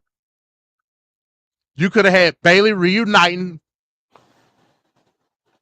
If you wanted to find something for Bayley to do, you could have had her with Dakota Kai challenging or whatever, and it would have been reforming, damage control, whatever. However you want to do it. Lyra Valkyria should be defending her title on this show, and she's not. That's the travesty in all of this. Yep. Like, this is insane to me. It don't make sense. And Lyra Valkyria is a good wrestler. I like her. She's short as hell, but I like her. Hey, is she the one that was? I don't think she's the one that was in the Royal Rumble with that record-setting. The Royal Rumble that just happened in January. Is she the one that was in there like the longest in the women's? She had made a record. I don't remember. Oh God. Yeah, I'll remember it all. But but again, she's the Intercontinental Champion. Yeah. And the whole thing is, can Lyra be double champion now? She shouldn't be double champion. For what? Like, the only time you see her is on Raw. Yeah. And now all of a sudden she pop up and she defended for the tag titles on WrestleMania again. It seems like they just tried to find something for Bayley to do. Yeah, Bayley got to pay her rent, man. So I'm going with Liv. I'm going with Liv and Raquel. Yeah, 100%. I second that emotion. Yeah, it's over. Yeah, I don't see a title change happening here. I think it's ridiculous. This match would seem like it would be like the pre-show, like the match before the event starts. Yeah, for sure. Yeah. This right here, I think we could have done better. I mean, but some of these names they demand to be on WrestleMania, but they don't know what to do with them. Now here's a thought. Oh, go ahead, finish up. No, that was it. Okay. Now here's a thought, Van Cat. Let's say hypothetically you are gonna forward that angle with Jade and Naomi and Bianca. Let's just say hypothetically. Liv and Raquel are the tag team champions. Let's say, hey, look, you got that stuff out of the way with Naomi. Hey, let's go out and get our titles back. Raquel and Liv versus Jade and Bianca. Like I said, Jade is a perennial champion. She don't need the championship right now. You could have had her in this match. Jade and Bianca chasing back after the titles. Essentially the title that Jade never lost. Because, the whole situation with her getting thrown into the car or whatever. Yeah. We're going to go back and get our title. If you're going to make the turn, do it then. They out wrestling, do it or whatever. They trying to do the hot tag. Jade stretching, pleading, screaming. And she finally get to the corner and Bianca say, hell no. Bitch, I was with it. If you were to do, I'm just brainstorming, Van Cat. I'm just brainstorming. And then that would be the prelude to ultimately getting to Jade and Bianca. Because that's what everybody want to see anyway. Right. So I'm just a thought. We'll see if that's how they'll do it. I mean, it would make sense. Oh, Piece of Bones here. Bones clarified for me. He says I'm thinking about Roxanne, Perez. Yeah. She was the one that was in there for a long time. It was like a record-setting night for the women's Royal Rumble. Yeah. Now that he said the name, I remember that. All right, so let's go to the next matchup here on night 2. And on night 2, this is a match right here. This is my match of the night. Yeah, this match is going to be great. Dominic Mysterio is going to be there for all the fun and games as far as making fun of his stupid ass for being out there. And then the actual powerful, impressive, like, oh my God, I can't believe he did that type stuff. Bron Breaker and Penta and Finn Balor are going to do some amazing stuff, I think. So this match is probably, I feel like it might be the best match in the entire WrestleMania. Like from bell to bell, it might be the best matchup. What do you think here about this, MD? Yeah, I totally agree with you. It's got the possibility to be that match that people go home talking about. Again, even with Bron, if I'm gonna give some type of criticism, even with Bron Breaker, he's the Intercontinental Champion. You're doing your best to highlight him. That's what you're supposed to do with your Intercontinental Champion. Time after time after time, Bron Breaker is always in these triple threats, fatal 4-ways.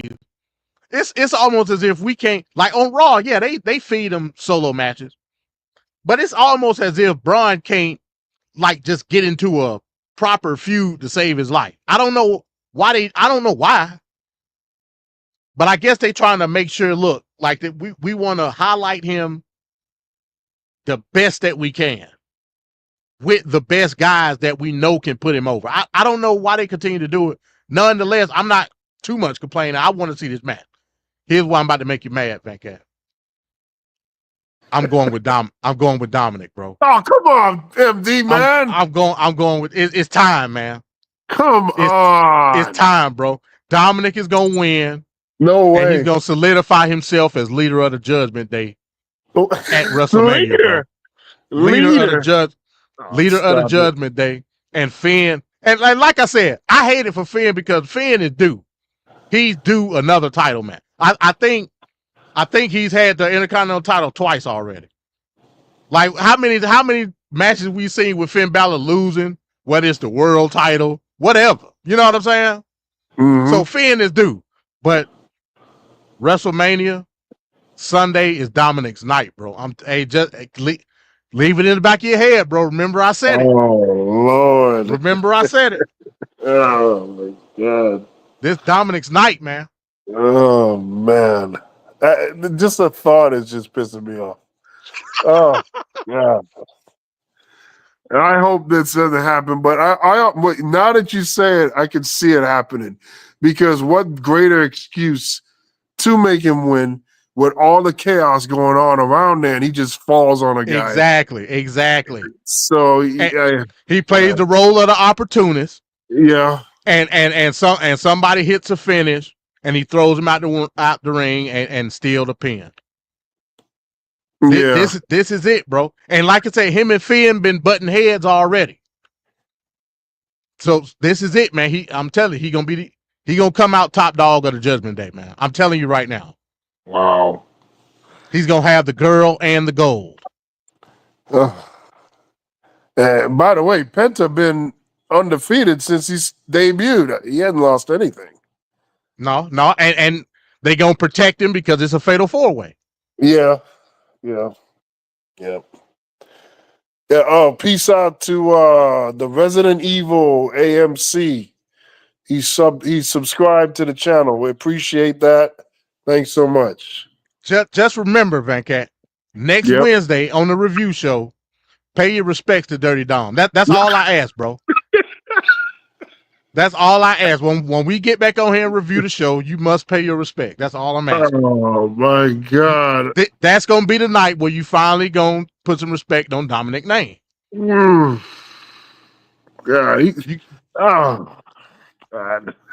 Just a thought right now just annoys me. And I think it might happen because the way you said it, it's very plausible that is exactly what's happening. Oh, Lord. And it could be because they also want to get Bron Breaker in a bigger title picture. Yeah. His Intercontinental run is done. It's done. Yeah, because he can't do no more. If Jey Uso beats Gunther, Bron Breaker going right for Jey Uso's ass. Yeah, immediately. Yeah, no doubt. That's blood in the water, straight Great White. No doubt. Oh, man. All right, let's go continue through the night 2, WrestleMania Sunday. Let's take a look at this match. What do you think about this match, MD? I think this is gonna be another banger. Like I said, AJ by the end of the match, he gonna be. They may have to take him to the hospital and give him oxygen, but this is gonna be another banger. I think this match is gonna be essentially, if I had to look at it from a certain point, it's gonna be the passing of the torch. It's almost like AJ gonna be passing it to Logan Paul because they so similar in style. You know what I mean? No pun intended with AJ style. Mm-hmm. I think AJ is gonna be pulling because, like I said, AJ ain't got too long to go either. Like the clock is ticking on him too. Yeah, I think this is the match he gonna be pulling out all the stops to make this the best match possible with Logan Paul. So again, this if I look at that Fatal 4-Way, this might be the second as far as like a banger match. I'm gonna go with AJ based on the fact that hell, for all we know, this might be AJ last WrestleMania. That might be the reason why he does lose. Well, you're passing the torch in that way. Right. I mean, I can see that too. Well, let me put it to this way: I want AJ to win. I want, you know what I'm saying? But Logan Paul, in ring, Logan Paul is phenomenal. It is what it is. I can't hate on him. I can't do it as much as I want to. I can't. You know what I mean? Yeah. So, but I'm still going with AJ. I think AJ gonna win because, like I said, I think they gonna look out for AJ because AJ, when he got hurt, that killed a lot of that momentum coming back. You know what I mean? He was out for a while, and he had came back from an injury the same night he got hurt again. Van Cat. He got hurt again. So yeah, I think they gonna look out for. I'm going with AJ. I think he due for one. Symbolically, it is gonna be the passing of the torch.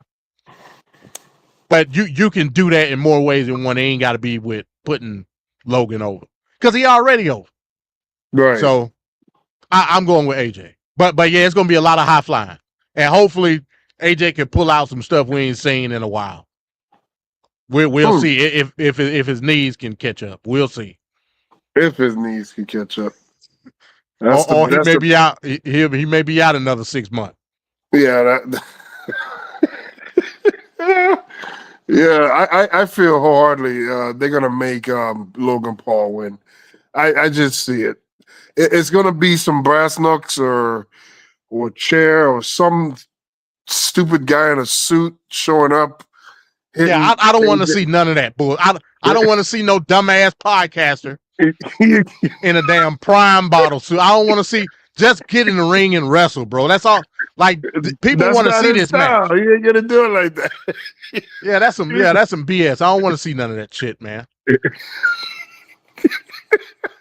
Yeah, I could just see it happening. I could just see it happening, man. I think Logan Paul's gonna win it, and I would prefer AJ to win it, but you know how these guys do it. AJ's the past, Logan Paul's the future. He's gonna have that big win. Yeah. Shout out to Resident Evil, man. Shout out to Blairsville. I was just in Blairsville last week, so shout out to you. Up in them damn mountains. Wow. All right. So that match should be one of the highlights of the entire weekend. And I feel like they should deliver. They pretty much. Logan Paul has already proven himself, so I think this is a guarantee to be a good one. All right, so let's keep it rolling with night two. Night two. And on night two, we got this matchup.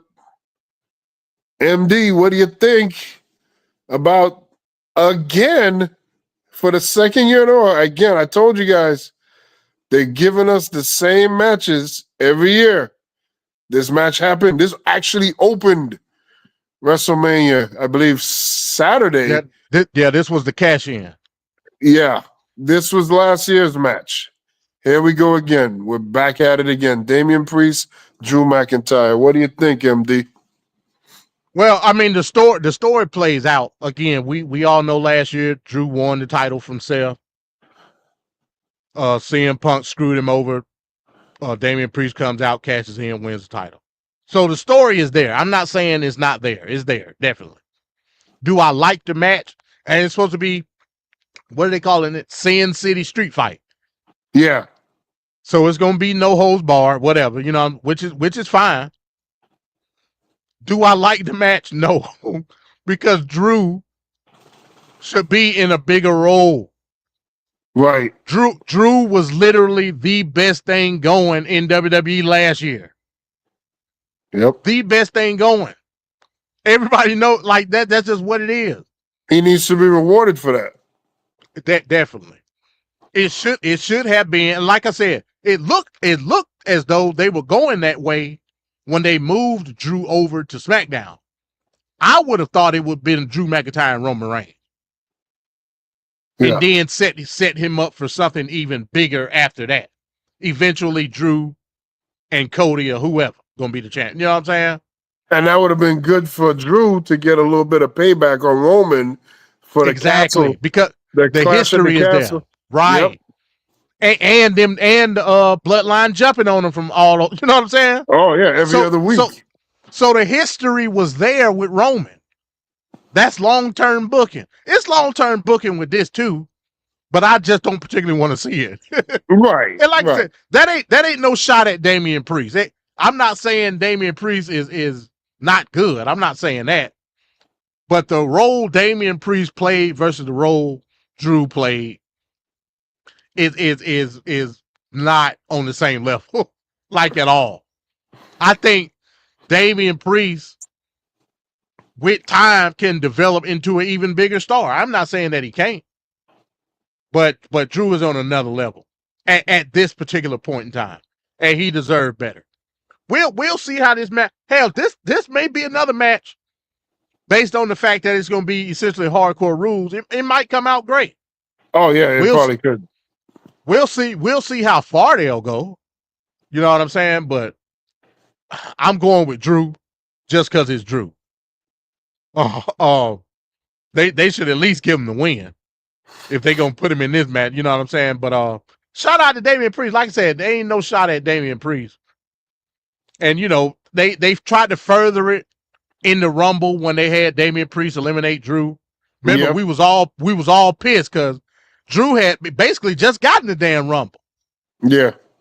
And he got eliminated. We were like, what the hell? That was my pick. So, yeah, man. Well, it should be a good match nonetheless, though. I'm just interested what they're going to do with Drew going forward. Are they going to start putting him in the title picture? We'll see. Well, no, you can't do that because I'll save it for later. So, with the year-end awards that WWR Wrestling Reality does every year, I picked Damian Priest as the Wrestler of the Year. I think that his run as World Heavyweight Champion was the best run for anybody. His matches were all entertaining. His matches were all good. His angles, his involvement in the storylines, everything great. There was never a dull moment the entire year. I could not say the same for Cody. I could not say the same for other champions. And I thought, you can't look past this guy. I understand he's an underdog. I understand he may not be your cup of tea or your first draft pick. But I was just on the onus of what happened the entire year and his involvement and all the things he did all year round. When he was with the Judgment Day, when he's winning the tag team title, he won the World Heavyweight title. From angle to angle, moment to moment, I thought low key, nobody was noticing or recognizing that Damian Priest was the best of the year. But they won't give it to him because he don't have the notoriety. But I don't care about that crap. I'm just acknowledging what I see. So, but even with all that, I would have rather seen Drew McIntyre face somebody else. I don't like seeing the same matches on the same events all the time come up. And I just think there's enough match situations that we should be seeing the best possible matchups. I don't think this is, even though the match may end up being one of the best all night long, if not all weekend long. It's potentially could be that great. And the match they had at WrestleMania last year, that was a good match as well. It had a big moment, a big shocking moment. It had all the stuff you watch wrestling for to be enjoyed by it. So Damian Priest ain't doing anything wrong here. It's just, his only slight is that his profile isn't as high. But at the end of the day, I really wish we would have gotten Drew McIntyre something like a Roman Reigns. I think the triple threat is misguided. I think it's hurting not just CM Punk, it's hurting other people too. So we'll see how that goes. But I wouldn't be surprised if this match still bangs. And I expect it to still be a good match. It's definitely not going to be a dud. No. All right. So now we're here to the point where there's one match left. One match.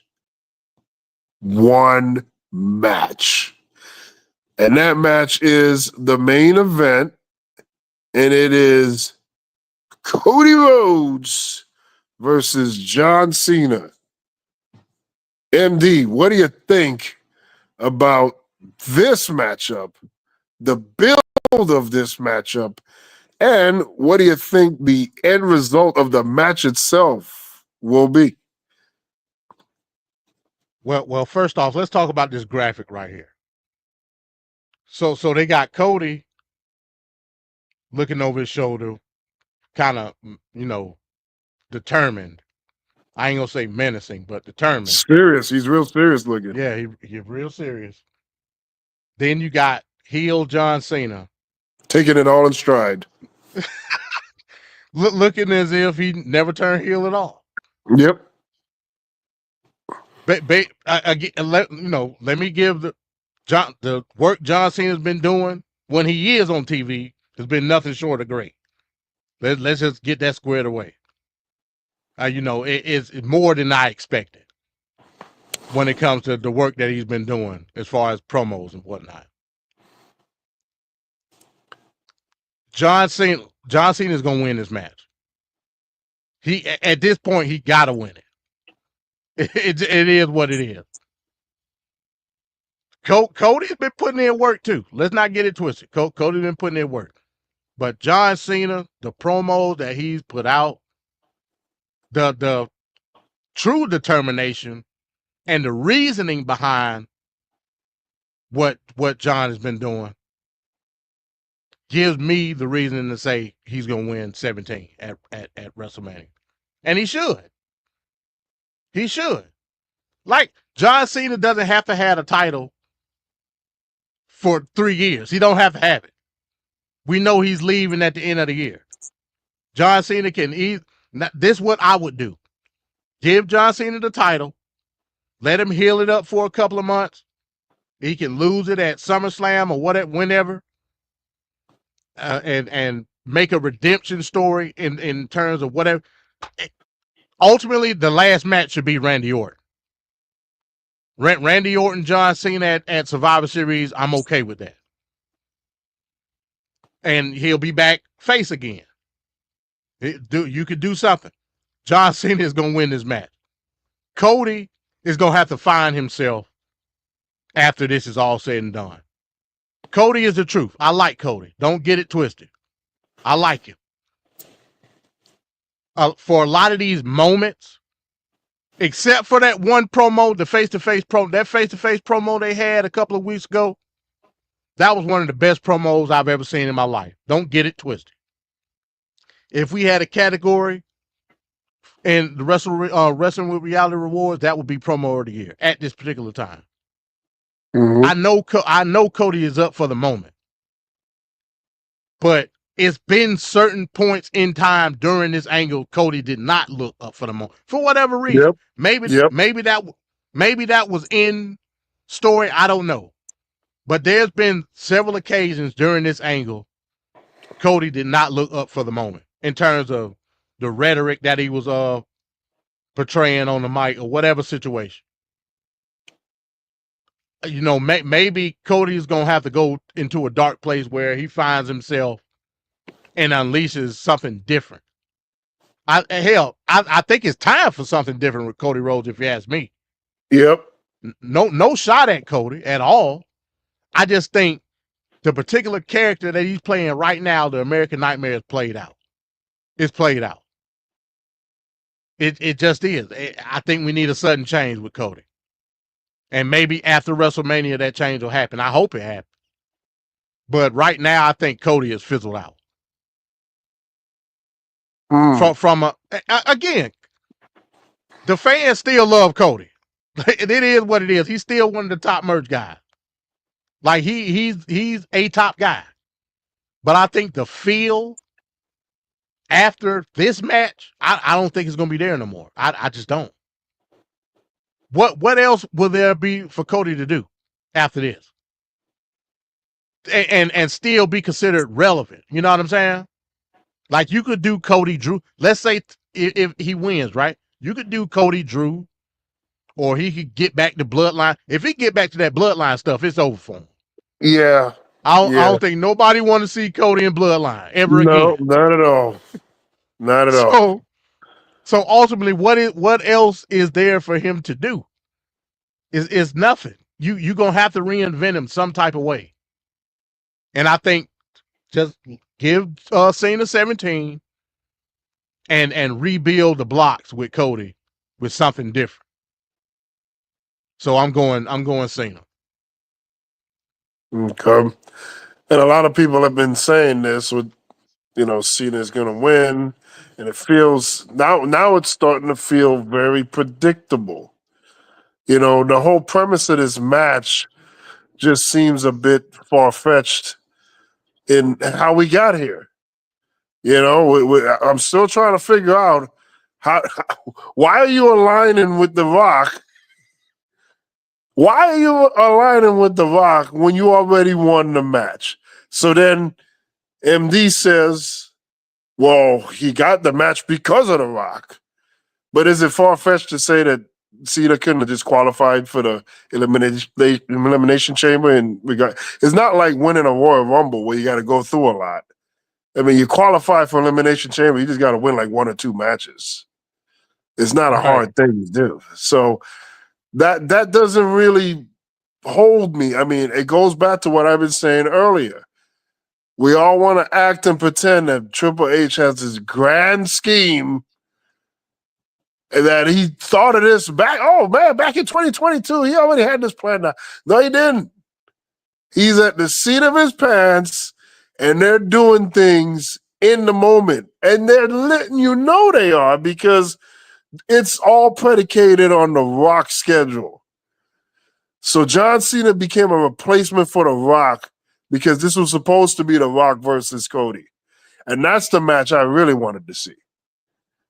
So now we have John Cena in a pretend to be a heel John Cena, which to me doesn't feel authentic.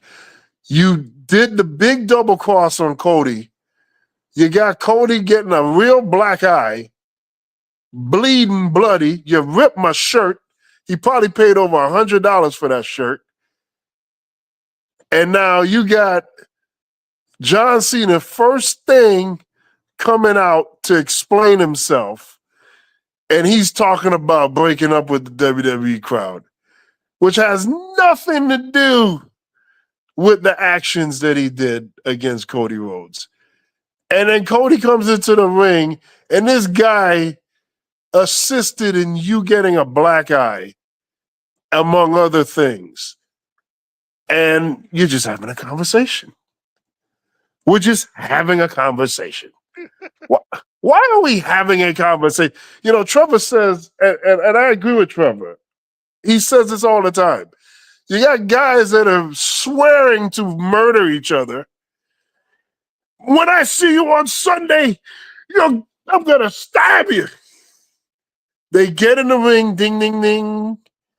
Collar, elbow, tie up. That doesn't look like you really was in a blood feud or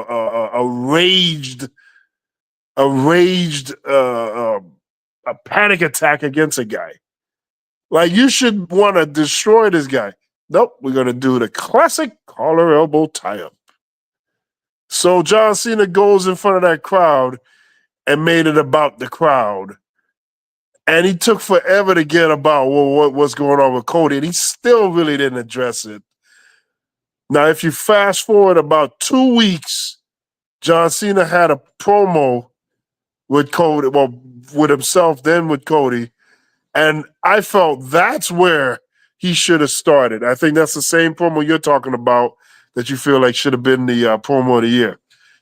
They just handled that so badly. And, you know, when it happened, first of all, I was laughing. Just the way John Cena's, just the way his face was looking. I mean, I was just laughing at when I saw that face. And then The Rock's face was even more funny to me. And when he did the Arn Anderson cutthroat symbol. Yeah. What kind of cutthroat was that? Yeah. So I was laughing the whole time. Then it went from laughter to confusion. Not confusion in a good way, like, oh my God, I'm shocked. No, I'm not like shocked. I'm just like, how does this make sense? This dude just won the actual elimination chip. The Rock didn't come down, lift the cage like the Horseman did against Lex Luger in Capital Combat 90. You know, it wasn't anything that happened that was like, oh man, if it wasn't for The Rock, I couldn't have done this. The guy went out and did it. So the whole basis of this quote unquote feud or match has a bunch of irrational things. You have got to ignore, dismiss, and never mind just to make this match plausible. Under the rules that they set up. They're the one that set up these rules, not me. And it's not logical. I think at times, doing some of those promos, John Cena sounded very stupid. Whiny is the word. And it took me out of it. I wanted to so get into it because I know John Cena has that mouth and he can do things. But there were times where MD, you said Cody didn't hit it. And I get where you're coming from. I remember and I feel those moments when Cody wasn't really on all cylinders. But there were times when John Cena was frigging up too. There were times when John Cena wasn't all the way there.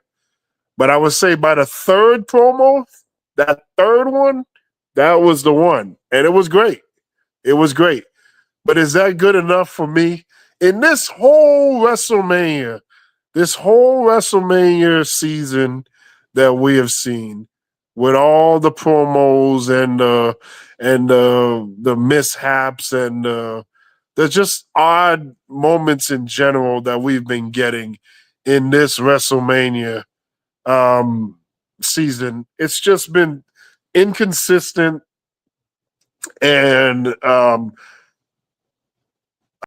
a desire for more. Like, okay, this is it. This is what it is. And let me also address this too. The idea that John Cena's heel turn is anywhere remotely close to what Hogan did with the NWO is ridiculous. and there's a lot of buyer's remorse on that. Maybe initially people were pumped up, but then reality. I was. I know, but reality, when this show is called Wrestling with Reality, when that reality sets in, it hit different. And it damn sure hit different. It was not on that level, not even a little bit. Well, I'll say it's not on that level based off what Bones said. Bones hit it on the nail on the head. The catalyst behind the whole angle is The Rock, and I ain't seen him since. Ain't seen him since, man. Why is Rock not out here explaining the logic behind everything? Which I understand the logic. You disagree with it, Van Cat, but I understand it. Rock is on the board. Rock has the power to say, hey, look, you don't need to qualify for nothing. You're going to be in the elimination chamber. As of right now, I want Cody to be my champion. But by chance, if Cody refuses, we go to step 2, which is you. I understand the logic. You may not agree with it, but I understand it. At the very least, you could give us a rational explanation from the catalyst behind the logic to explain the logic, and you didn't do it. Rock should have been somewhere in that European tour, and you did not do it. Like, at all. Again, Travis Scott shouldn't have been there in the first damn place. We all agree on that. So the launching point versus now has been subpar. I do agree. I agree with you wholeheartedly on that. What's Rock? What is his position going to be in what implications are he going to set for in this main event? At some point in time, you got to have Rock doing something. What is he going to do? We don't know. You know what I'm saying? We should know, but we don't. Is he going to be in Cena corner? I don't know. I don't know. So I agree with a lot of the stuff that you said. The match is interesting just on its face. More could have been done. But I say, hey, just hurry up and get it over with. Put the strap on Cena and let's move forward. It seemed like there's more of an emphasis on the outcome than the actual path to getting there. Meaning the focus of getting there is the actual match itself and the ups and downs and all the great things that should happen in a great match that make you want to watch wrestling. That is a afterthought. We're not even thinking about that. We're just like, let's get to the end of the matchup where the big drama is going to play out, and we're watching it more for the big drama playing out at the end than the actual dance that's going to happen between these two. Whereas if this was Kurt Angle versus Chris Benoit or Eddie Guerrero versus, I don't know, Rey Mysterio, you know you're going to see some stuff. And you'll be relishing like what this match is. And then the bonus is what happens at the end. But it just seems like with this match, it's reverse. And it's all heavy-handedly on what is the result at the end. And I don't know if that's a good thing or not. I'm not sure. Oh no, we'll see. We'll see. Yeah, if you thought Roman Reigns' pace was turtle-like, I can only imagine what this gonna be. Oh my God, man! This is something else, man. It was okay. So there was another point I wanted to make.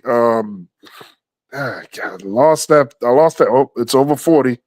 I lost that train of thought. But there was another point I wanted to make about this matchup. I don't know if it'll come back to me or not, but so you feel it's gonna be Cena, just by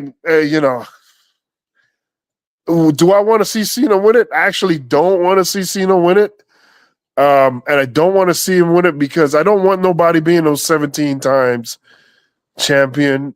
I don't want the idea of we're beating Ric Flair's number. I don't like that. I don't like that at all. It's bad enough that it got up to 16 for Cena and for Flair, because that just says like, oh my God, we're just not putting the strap on anybody but a select few. And when one guy's walking around with 16 titles, other guys are walking around with 13, 14. I think Triple H got 14. It's just like you could tell like there's like 5 guys that got all the title reigns, and then they throw in some tokens. I don't like that at all. So for him to hit 17, that would be annoying for me. So I wouldn't want to see that happen. And that would be bad. I mean, Cody will go from WrestleMania to WrestleMania, and I don't particularly love his run. What's the best matchup he's had since being champion? It may just be the AJ Styles match, the first major title defense he had, because nothing else really, sticks out to me. Like there's nothing great, and that's another reason why I go back to Damian Priest. Damian Priest's whole run was enjoyable. It was enjoyable. Maybe because there was no pressure, maybe because there was no expectations, but it was enjoyable to watch. Cody, I like Cody a lot. Cody's one of my favorites, but according to Trevor, he would say otherwise, just because I believe that it wasn't right. And to me, I think I'm right when I say it wasn't right, because he didn't have a memorable match or moment or anything. Like the WWE title that Cody Rhodes held or is holding currently had less value than CM Punk's bracelet and Roman Reigns' Ulafala. Like, that's something come on. Like, that should never happen. That world title need to be primary focus. And Cody as champion, people were thinking about other things. That's not a good look. And you can't lie to yourself. You got to admit what it is. I have no problems with that.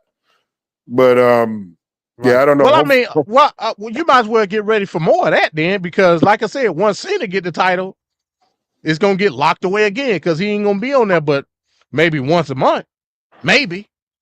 Yeah, if you're lucky. Yeah. It'd probably be every 2 weeks. But again, that goes with what I was saying the whole time. Just let Roman Reigns continue to be a champion. Let him keep clocking up those days, passing Hogan. And then you keep pushing his, even though, in reality in wrestling, it means nothing. And he's like a paper champion. But at least they can say, hey, he's been the champion this time. And that's at least something they can say. And then when Roman Reigns finally falls, it'll mean more. And I think forcing Cody Rhodes to win that title at a WrestleMania, not only is it cliche as hell, but that made the last few times that the WWE title changed hands all happened at WrestleMania. Like the last few times it's been a WrestleMania that the WWE title changed hands. So if this one changes hands yet again with Cena getting the title, it's like, what the hell is this? So that means when I'm watching all year long, I have no need to even think that the title is in jeopardy, because I know that's the title that only can change hands during WrestleMania. That is a horrible precedent you want to set right there. In the past, titles were being changed on house shows. Ric Flair won the world title against Sting, January 1991, in the Meadowlands Arena, New Jersey. Not 95. Diesel Bob Backlund. Exactly. I had to find out about that on Mania Saturday morning. Yeah, exactly. If you don't have moments like that sprinkled throughout the times, then you leave no sense of disbelief. So that the title is like predetermined. Like, I mean, well, it is predetermined, but you don't have any sense of jeopardy. Oh my God, these WWE champions, they're just the spokesman for the company. So they're not really a champion. They're defending it for real. None of them are defending it for real. I get what I'm saying, but it's just like there's no stakes or jeopardy involved. They can only lose the title if it's WrestleMania. And that's the precedent they're setting because, Brock Lesnar and Roman did the, title for title. That was a WrestleMania. So it's frustrating. It's frustrating. I don't like when they dumb it down too much and they make it not intriguing. You got to make things intriguing. You cannot have these, like, going into WrestleMania, you should be thinking, oh my God, I don't know who's going to win. I have no idea. Everybody universally thinks John Cena is going to win because of the story that's being told right now. It just spells. So one of two things is going to happen. Either the expected is going to happen or at the last minute, Triple H is going to be like, oh my God, everybody thinks Cena is going to win this. Let me just throw a curveball in there. And I feel like Triple H is that kind of guy to do that. AKA friggin' Jey Uso just winning the goddamn Royal Rumble out of nowhere. This guy didn't even know he was going to win it. Jey Uso said he didn't know until that day. He didn't know that he was winning the Royal Rumble. So it wasn't like, oh my God, we got 60 days to the Royal Rumble. Jey, you're going to be the one. They didn't do it like that. So anyway, so we just covered the entire WrestleMania 41 card. MD, what are your thoughts? What do you think here? Yeah, again, like I said at the beginning of the show, on paper it looks like a good card. On paper, it's just a lot of fluff when it comes to how they did a lot of these angles, and a lot of the matches don't seem like blow-offs. They should be blow-offs, but they're not blow-offs. Again, we reiterated, a lot of them feel like they just kicking the can down the road per se with a lot of these angles, and WrestleMania is not the time to do that. But we'll see. We'll watch it. Of course, we got the watch-alongs for both main events on Saturday and Sunday, so tune in for that. I should be in the building, and yeah, we'll see how the matches go. All right, and what about Thoughtbox? Thoughtbox Live, MD, the MD20 channel on YouTube. What's coming up on that, MD? Oh yes, sir. Thoughtbox Live tonight, not tonight, tomorrow night. Hey, I can't keep up, man. I can't keep up, bro. We'll go over some of the latest news. We'll talk about the Kilmar Garcia case, of course. I want to talk about this Bill Maher monologue that everybody's talking about. Everybody done turned on Bill Maher. I never liked it. Let me put a caveat in there with that.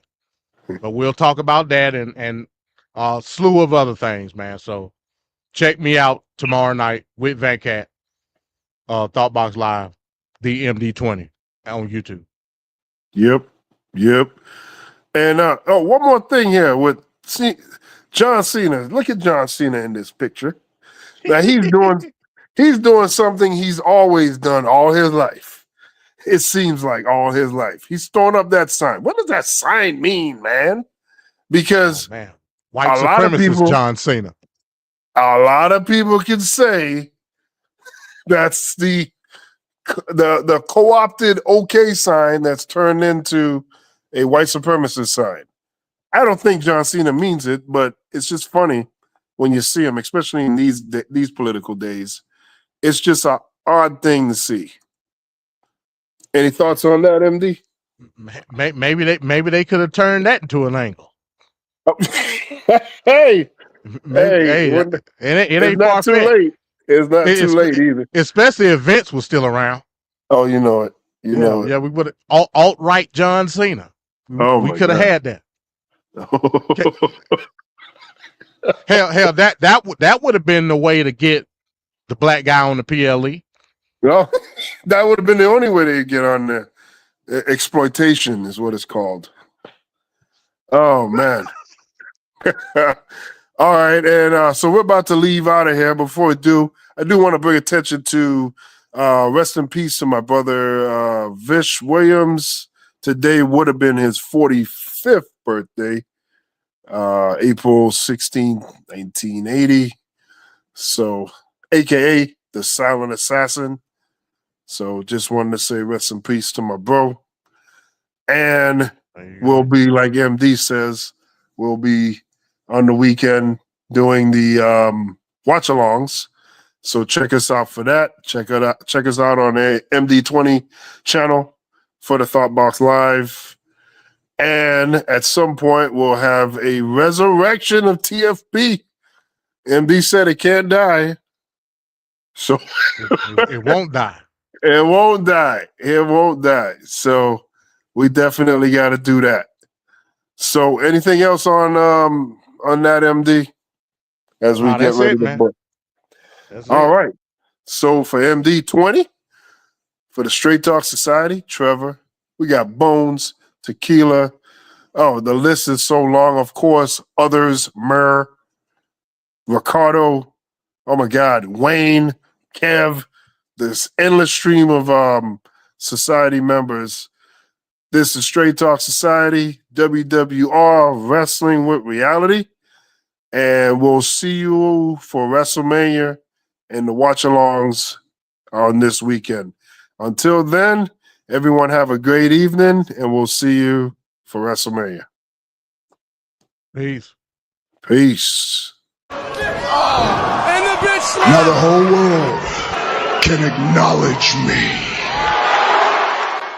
You'll get the shit. You'll be knee deep in the shit. Brother, I'm gonna take you home. What? You're gonna be mine. The belt will be mine. The world will be mine. Shivani, I'm gonna get that belt back. I will stop at nothing in this entire world. Sometimes you go through this land and world and you think about winning titles and being the champion. Dusty Rhodes, the American dream. Daniel, they got it about Batista. What about Batista? How about Batista? No way. Batista's gonna tap. Batista